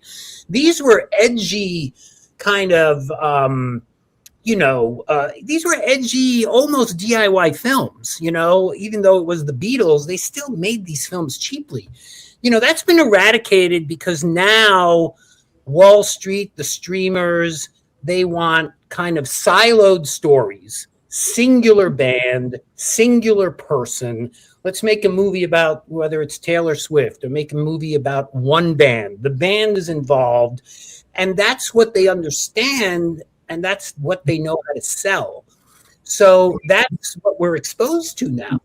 So all of a sudden you're coming in, if you come in a little bit in the margins of that and make something a little more genuine, a little more gritty, a little more truthful, that's not just a polished, big commercial for an artist, you're out of the zone. You're out of the zone. You are not getting money from Netflix, Hulu, Amazon. You're just not. Nobody at those companies is going to greenlight that. It's just not going to happen right now. And all the distributors that used to exist, all the in the heyday of Sundance and in the early days of Slamdance, there were easily 35 independent film distributors who were great. October Films, all these, these companies that we've forgotten about, and they were buying these movies, and they knew there was an audience. So it's really, really changed. And I like to support filmmakers, and I want to continue to making films that kind of go back to that rock and roll edge, because the subtext of a film like that, where it's a little gritty, it has imperfections, you don't have enough money, it's truthful. There's something that's foundational, truthful about that, in addition to the story being told. And I hope we can get back there. And I hope younger generations can do this, just like, when you talk about where hardcore is going and where, there's all these new bands, whether it's Turnstile, Scowl, bands I love, It's not the same thing. So when people ask about, is there going to be an American Hardcore 2 and everything, it's kind of like, not for me. Yeah, that's right. Gen Zer should be. Now, I would, if there's a great filmmaker who has a great idea about making a film about hardcore now, and it's an awesome idea, I would love to step in as a producer and support a filmmaker like that. But I'm not going to be the 60-plus-year-old guy telling the story of the 20-something, early 30-something hardcore band. Right on. New generation. I like that, man. Right on. 100%. So I like, from my work, and I think Scott would say the same thing. The work I do, and I have it in some of my music videos, I just want them to stay what they are. For posterity. It's all about revisiting. And it's not about, make a new version and make the third version and the 20th anniversary, the 25th anniversary, the 30th anniversary. I want to spend my time on new stuff, and I want to continue producing between my own films. I agree, and I think to a certain regard, Paul, you directing American Hardcore, Scott, you directing Salad Days, which I feel is kind of like the quintessential DC, hardcore document. Me directing the New York Hardcore Chronicles film. I feel like the Boston Hardcore film and the New York Hardcore Chronicles film. Yeah, I feel that, I feel the same way, that was a moment in time, and I was the right guy to do that. But there's young filmmakers out there, and that are near and dear to it. And what you said about the distribution is so true, because whatever it was 10 years ago when I made the Alago film, who the fuck is that guy? The fabulous, and these distributors don't even exist anymore. Yeah. They're fucking gone. And now, I talk to people about doing a doc now, and their reference point, they think, we could get it on, how about Netflix and this and that, and it's like, what's happening is new companies are popping up, You know, you go to like, whether it's at least Toronto or whatever, you hear, my life is in the film world. I'm in the cinema world. I'm not so much in the music world as much as I used to be. But I go, you know, I somebody turned me on to Scowl during COVID, like right when their first EP came out, and I was impressed. So I do try to stay involved, but it's like these new companies show up and they're out of business within a year. After they get you to sign your film over and they distribute it, and then they go bankrupt, and then you're fucked. You can't get your film back. And that happened in the last 18 months or 2 years. I have a lot of money came in, showed up at Sundance, bought a bunch of movies, and now they're bankrupt. I have 3 films that are in that situation right now. Yeah. Went with the distributor. Distributor went bankrupt. The films are still out there streaming. I'm not seeing a penny from it, and they're out there. Yeah, no, this is what's happening. So, you know, I like to believe that things get corrected. There is I was just speaking to a couple months ago, Howie Abrams. Yeah. You know, he has this new heavy metal. Heavy healing. And, you know, he was trying to get into festivals. He wasn't getting in. And I reached out to him because there's a community online on Substack called NONDE, N-O-N-D-E. And it's a film community Substack scene. It was all kind of connected to Ted Hope, this great producer from the 80s. Of course. And all these people are finding solutions. There's about to be a list of all the independent theaters in America with phone numbers and contact names that's going to get published. There's the circuit. It's like the early days of hardcore. These filmmakers. It's like what Joey was talking about, right, Scott? The list. But now it's going to be centralized and shared. It's a roadmap. It's a blueprint. Yeah, there's not going to be this like walled garden around it of people you have to hire to get access to it. And these young filmmakers are really serious about this. So if you go on to Substack, and there's a whole group of people called Filmstack in Substack. So I sent Howie there, I think 2 months ago. He didn't know what to do. He really didn't know what to do. And he went in there and he connected with all these people, and the movie's already playing now. Yeah. I see he's got all kinds of screenings all over the place. Amazing job finding how to launch this film. And I think he found a lot of help in that group. It's very active. Anyway, enough of that. No, it's interesting. Yeah, Lori, welcome to the filmmakers episode. Any perspective on anything? Any thoughts? Me, I am a casual, like, you know, documentary watcher.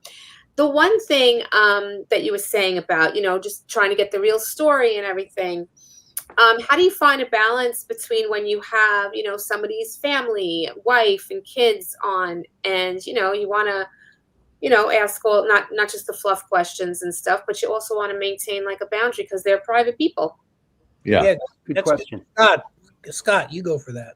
Yeah, that was a delicate, it's a kind of a, yeah, I mean, you have to be sensitive to, you know, the fact that you're asking fairly private questions. And luckily for me, I felt fairly at ease with Joe and his family. And they were, you know, fairly forthcoming, as you see in the film, you know, but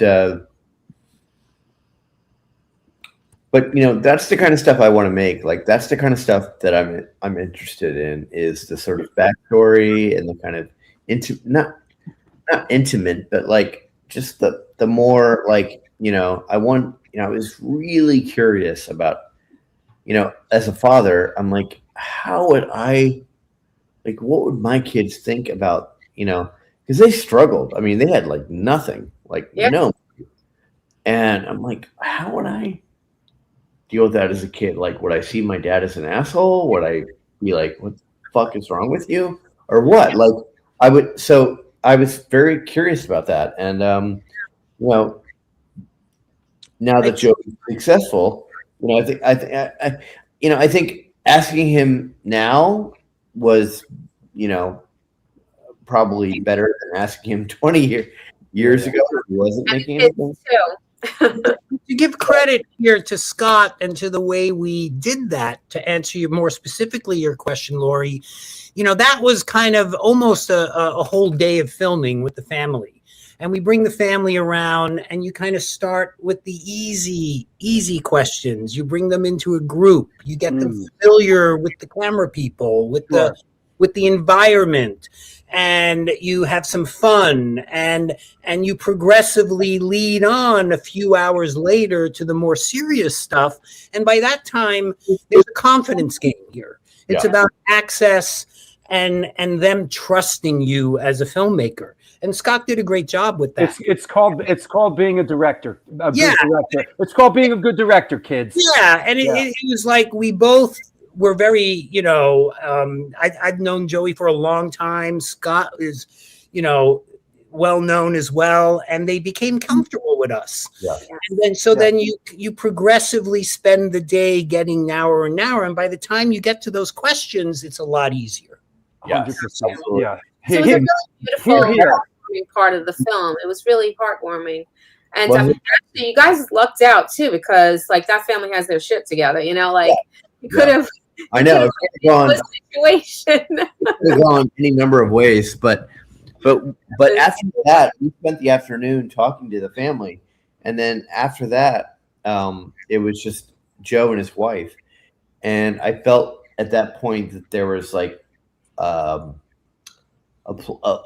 place of trust, or at least comfort, or whatever that you want to call it.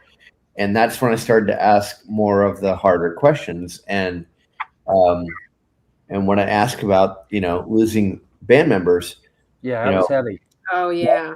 That was a really heavy moment. And I didn't know what to expect. I didn't have any expectations. I just knew that it's something that needed to be noted in the film.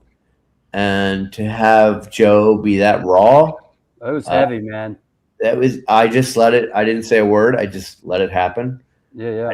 I didn't say like stop film, like whatever. It was like, no, just let this happen. And again, to Joe's credit, he allowed it in the film. But I think it's a very human moment, as it would be for anyone. I mean, this is a guy that cares deeply about people, and and about his legacy, and so that was, to have that moment captured was I felt like made the film exactly what I wanted it to be, which was a human film, one that captured him as not just a singer in a punk rock band, So. Hey, Paul, you got to go, right?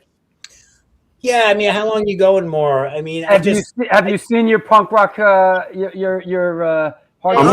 I haven't seen this one. I saw an earlier one, but this one's cool. I hadn't seen this one. Thank you, Josh. Paid on the website, or is that a whatever? It's great.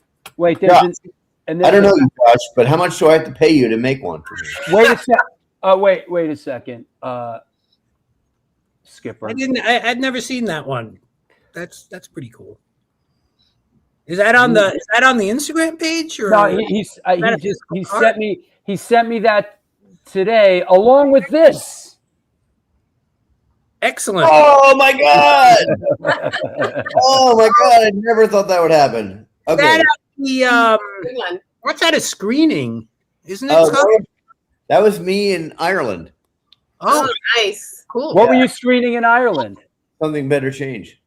Ah. The other one was at the Woodstock Film Festival. Send me that. Yeah. And here's send me that. Send me that card, Drew.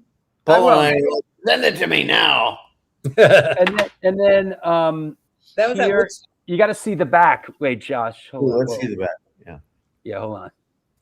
Internet's being a little squirrely. I'm working on it. On my bald head. Let's see. No, it's your stats, bro.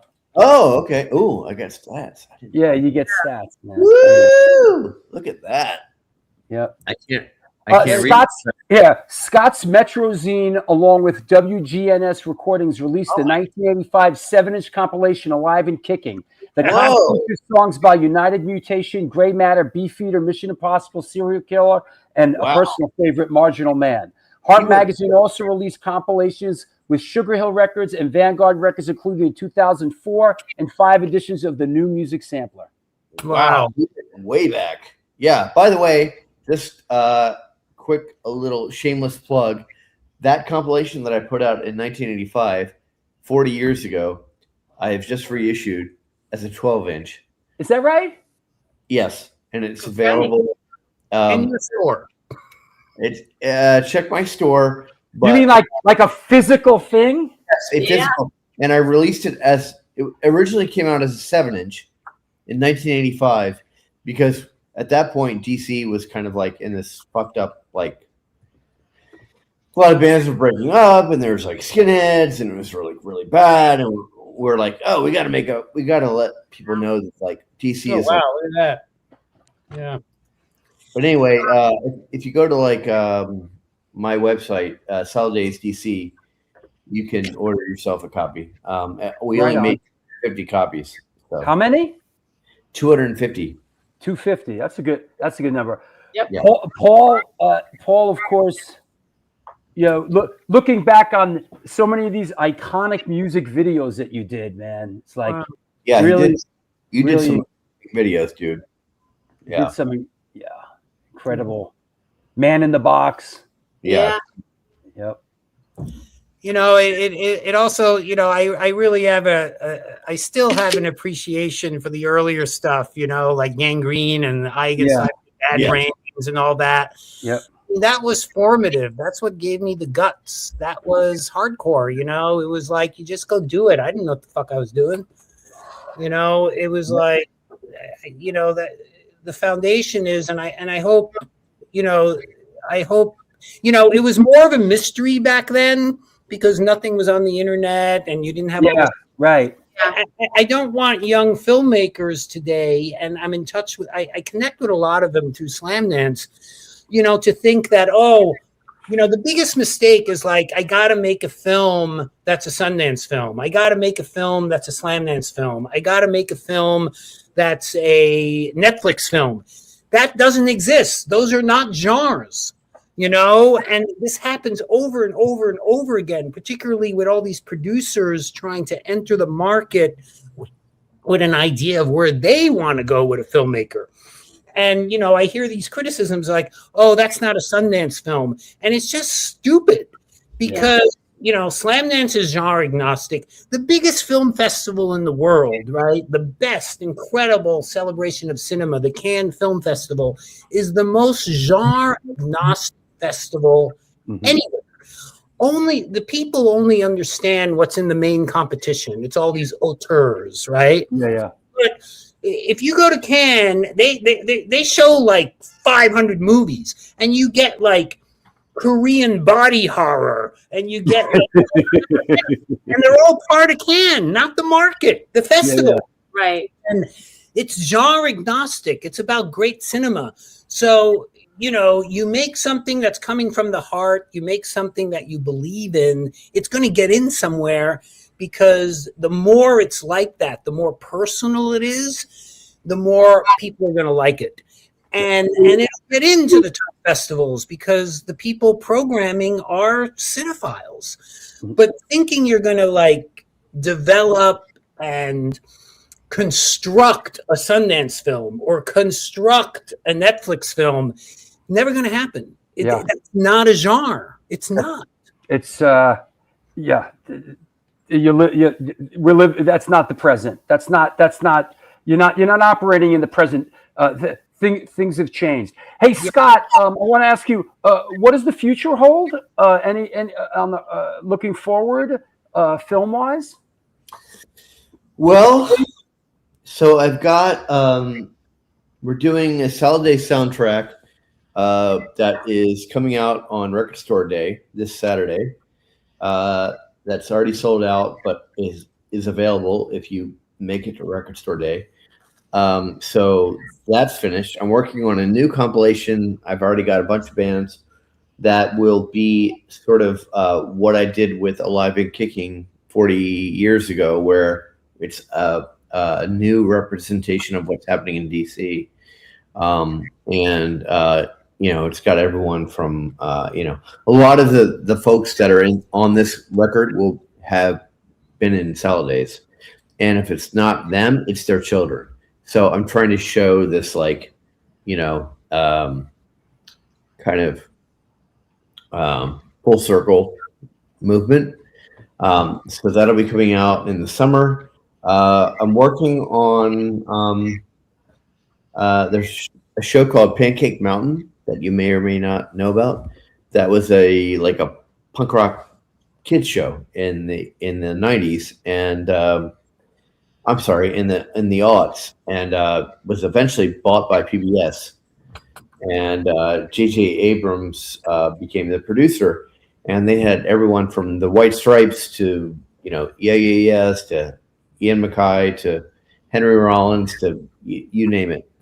And so I'm working alongside Scott, the creator, to bring the show back. And we've already shot The Descendants, Frank Turner, Go-Go Bordello, a bunch of other bands.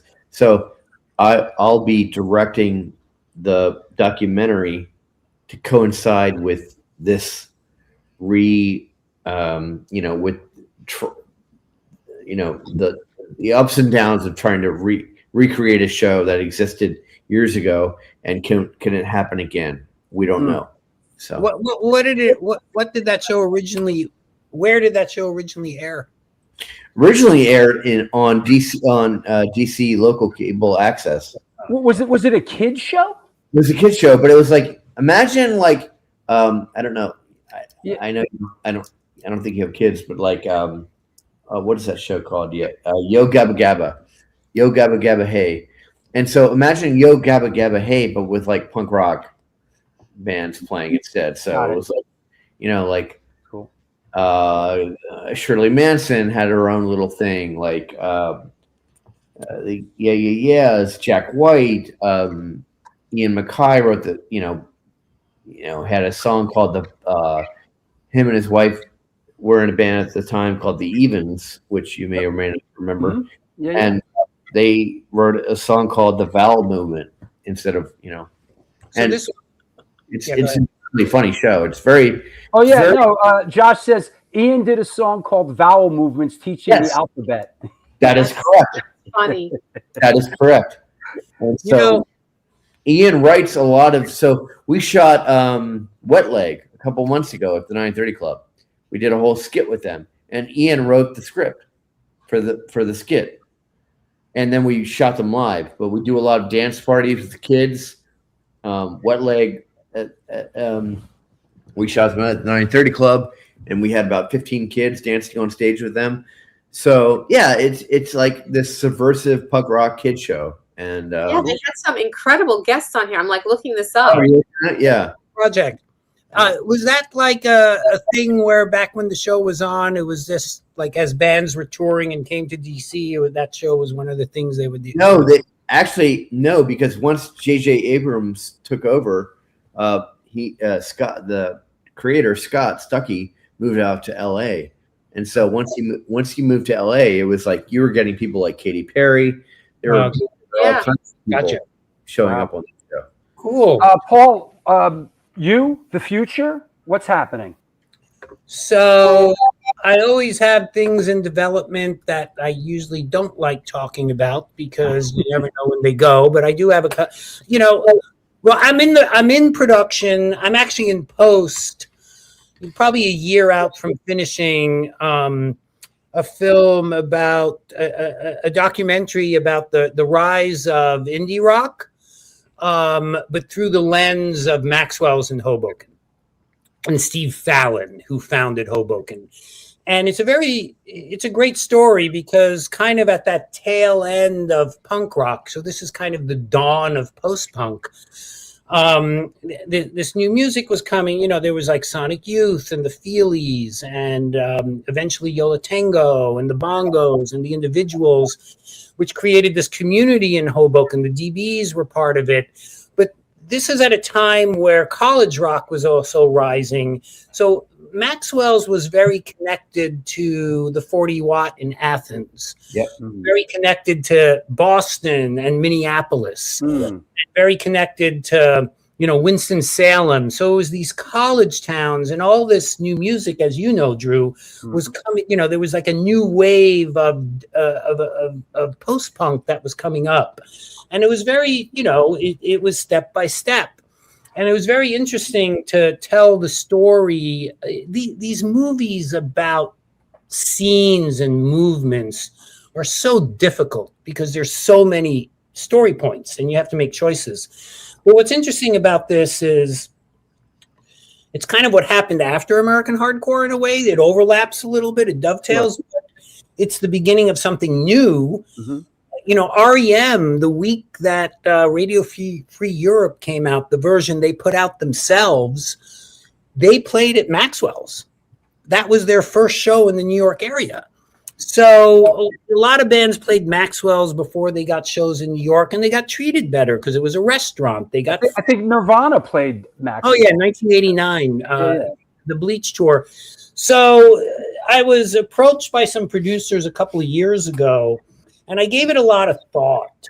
And then another project, I was thinking about it, and I started understanding a little more how to tell the story. And there were some people, some people who were moderately successful in life who loved that place, and they wanted to put money up for it. So I was hired to make this. I'm collaborating with great people. Awesome. And I'm in the middle of it. It's hell. It's always hell. Like you said, it always is hell. Always hell. It doesn't matter. If you're making a $200 million movie, you don't have enough money, you don't have enough time. You want to hear about my hell? No. You have your hell. And Scott has his hell. We all have our hells. So the film is tentatively called No Backstage at Maxwell's, because Maxwell's had no backstage. It was this basement next to the kitchen, and you had to walk through the crowd. So that's what it's being called. And Steve Fallon, whose family opened that restaurant, and he's the one who eventually opened the back room, which became this music space, so loved. He was like a psychologist to these bands. When Bob Mould breaks up with his boyfriend, breaks up with Husker Du, he moves to Hoboken because of Steve Fallon. He was lost. So it's a good story, and I like it. We'll see what happens with it, and we'll see where it goes or what happens. But it's good. And then I started my career in music videos and more fiction and narrative stuff. Half a dozen short films that went to festivals. So I'm trying to get back into narrative. I have a couple of those projects. The difficult thing is, when I'm working on a film, I don't have time to continue the development of other films. They get stalled. So I have to find ways to pick it up. And, part-time producers aren't really, they don't have the value you think they have because they're only, quarter time. So that's what's up. That's what's up with me right now.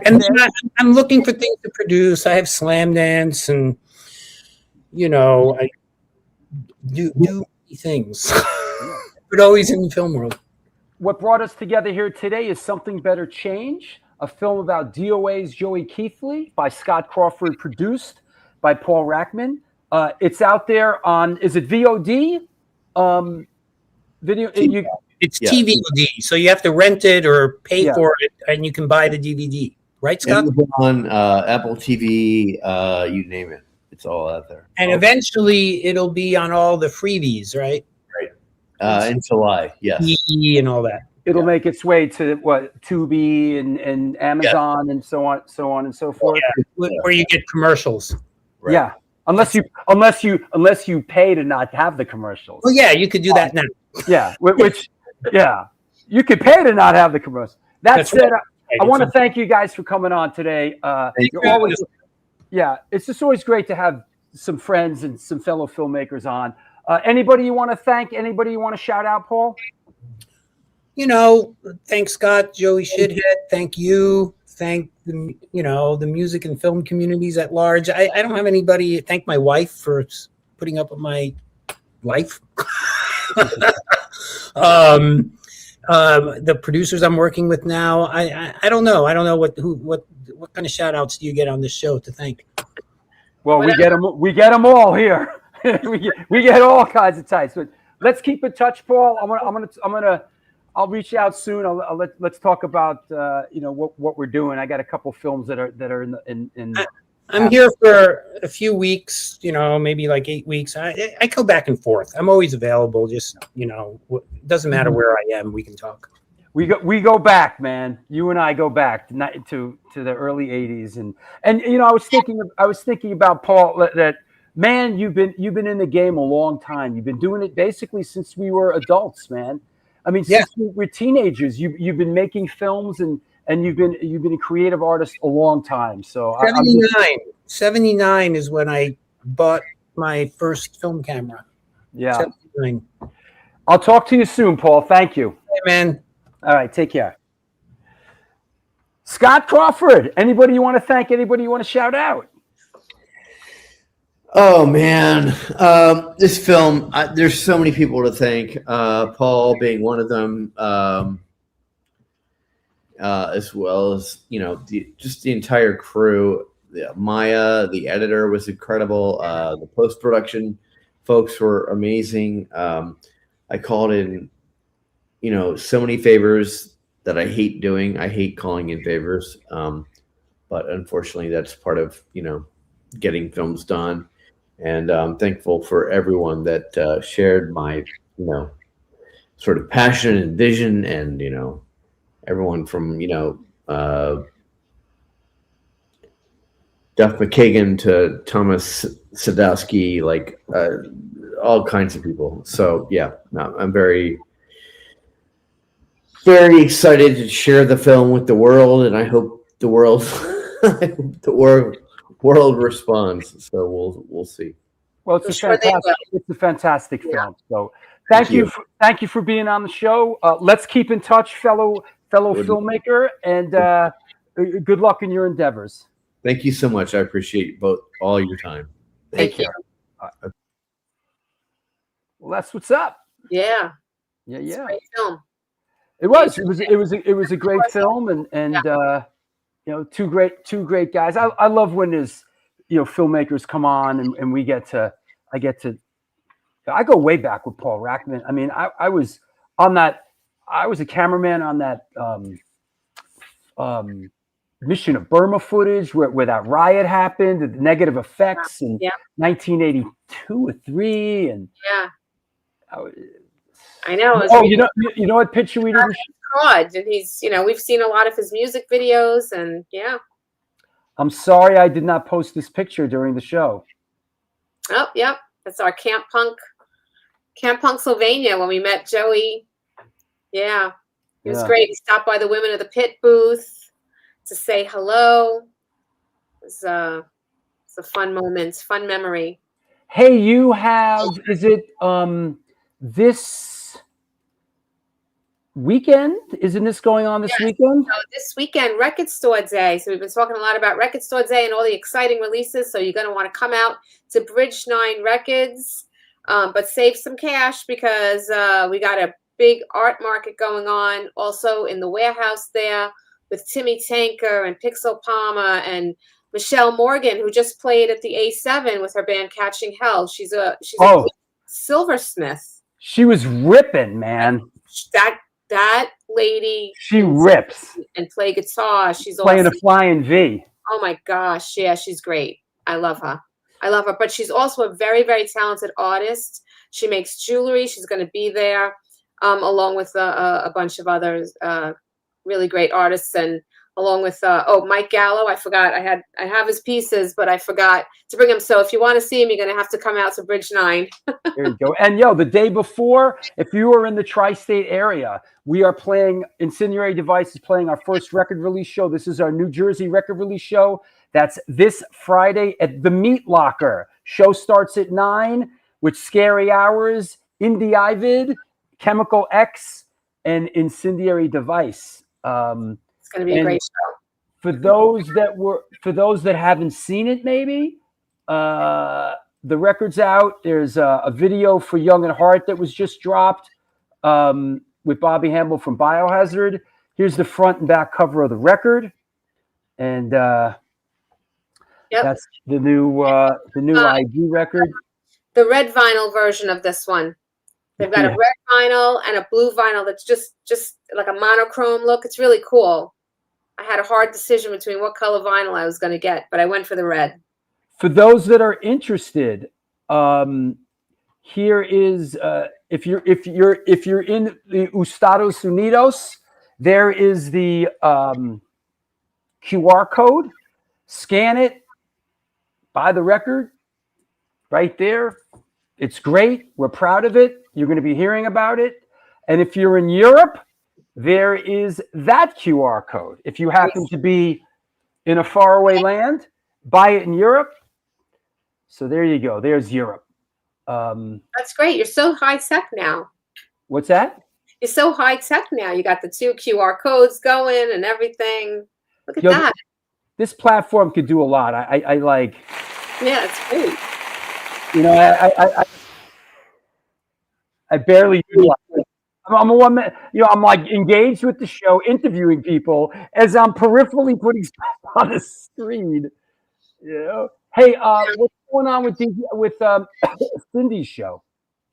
Oh, so yes, DJ Cindy Halfrats has her fresh cuts today on Wednesdays. You can catch the rerun show at 7 p.m. Eastern time tonight. That's on sojournradio.com. It's an internet radio program. It's fantastic. It's a half hour of all new music with Cindy. She picks some great tunes every week. She really curates a nice show. So, yeah. Right on. Yeah. Asking when's ID playing Europe. We're still working on it. They want to push it back. They want to do it in 2026. I'm thinking it could be November, December now. These things have to be booked way in advance. So hopefully ID going to Europe. I think in September we're going to go down and play some shows in Florida. So that's what that's looking at. Does any more footage of that Negative Effects show exist? I'm not. There's the stuff that Paul shot, that we shot, 3 cameras. Then a couple years ago, some Super 8 footage showed up, but I don't really know. I don't really know, and I'm sort of past all that after the Boston Hardcore film and everything else. I went deep when I was making the Boston Hardcore film, looking for footage, licensing footage. Some footage did show up, but somebody in that band got really irate about it. So we were like, you don't want to be a part of it? Good. See you later. We dropped it. We moved on. Guy was threatening a lawsuit and a whole bunch of other bullshit. So it was like, okay, buddy. Yeah. I'm not mentioning any names, but I am shitting on him. What's this? So this is Loud Women Fest. Loud Women is they're a great IG page. It's a group out of the UK, and they are having a festival here in New York City with a bunch of bands and Bad Static, Bitter Tits. I mean, like the name alone, right there.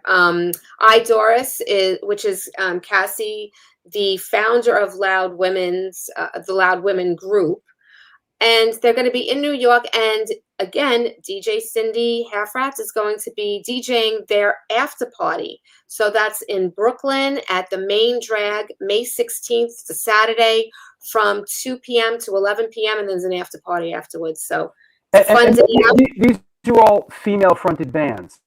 They're all, yes, bands with females in them, yes. Bitter Tits. Yep. So Bitter Tits. It's like having a band of dudes who were like Sour Penis or something. Exactly. So it should be a good show, and I'm hoping to make it out for this. Cool. Yeah. So we'll be featuring the bands on Women of the Pit. So tune in. Oh yeah. Well, you know what? Asking about the walking tour that's supposed to go out the day of the ID event at Generation Records. Ray, the walkie tour's still on, but I'm having second thoughts because I'm thinking maybe I need to focus up on the ID event that day. So I might move the Drew Stone Cinematic and Music Walking Tour. So we will see. Yeah. Less can be more sometimes. Rather than waking up at the crack of dawn, walking like 50 miles around New York City and then ending up at Generation Records. having to scream my brains out. Exactly. Not just showing up, but then having to fucking Yeah. So I could do it. Yeah. All right. Well, hey, thanks. That was fun. Yes, it was. It was a great show today. It was And you will be next time you're not back for a minute. Yeah, well, because Joel is finally doing his part. Right. Next show you're formally co-hosting is here. Yeah. I'm looking forward to it. We have some great shows coming up. Woo. This guy. It's gonna be good. Oh no, you're coming on this. You're coming on the Punk Island show. This, yeah. Because Women of the Pit and Punk Rock Saves Lives is going to have a table at the Back to the New York Hardcore Roots stage at Punk Island. Yep. Yeah. It's going to be a good day. Yeah, and then maybe you'll pop on. You'll pop on for this. Yes, that'll be fun. Yep. Yeah.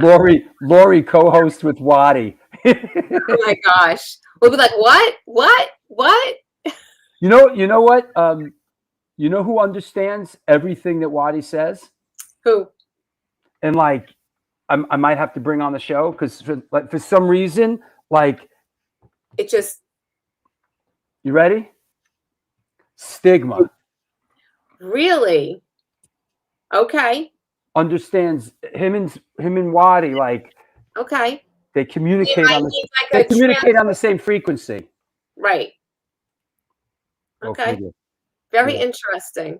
Very interesting. What's up, Larry? You working at the? Are you at the store, Larry? So. Yeah, Lori can't understand Waddy, and Waddy can't understand Lori, and it goes on for 3 hours. Yeah, that's just the whole show. What? Yeah. Waddy, what? What, Waddy? Waddy's great. I like Waddy. All right. Well, I'll talk to you soon. Yes. Thank you, everyone. Talk to you later. You. Bye-bye. Bye. Well, that wraps up another episode of the New York Hardcore Chronicles Live. I hope you enjoyed yourselves. You finished the new record bins at Bridge 9 Records. Everybody get your ass down there to Bridge 9 Records this Saturday for the big art show. There you go.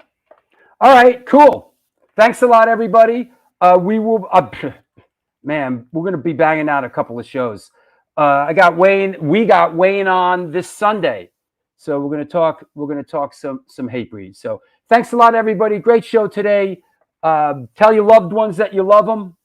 It's important in this short life of ours. Until next time, do good things and good things will come.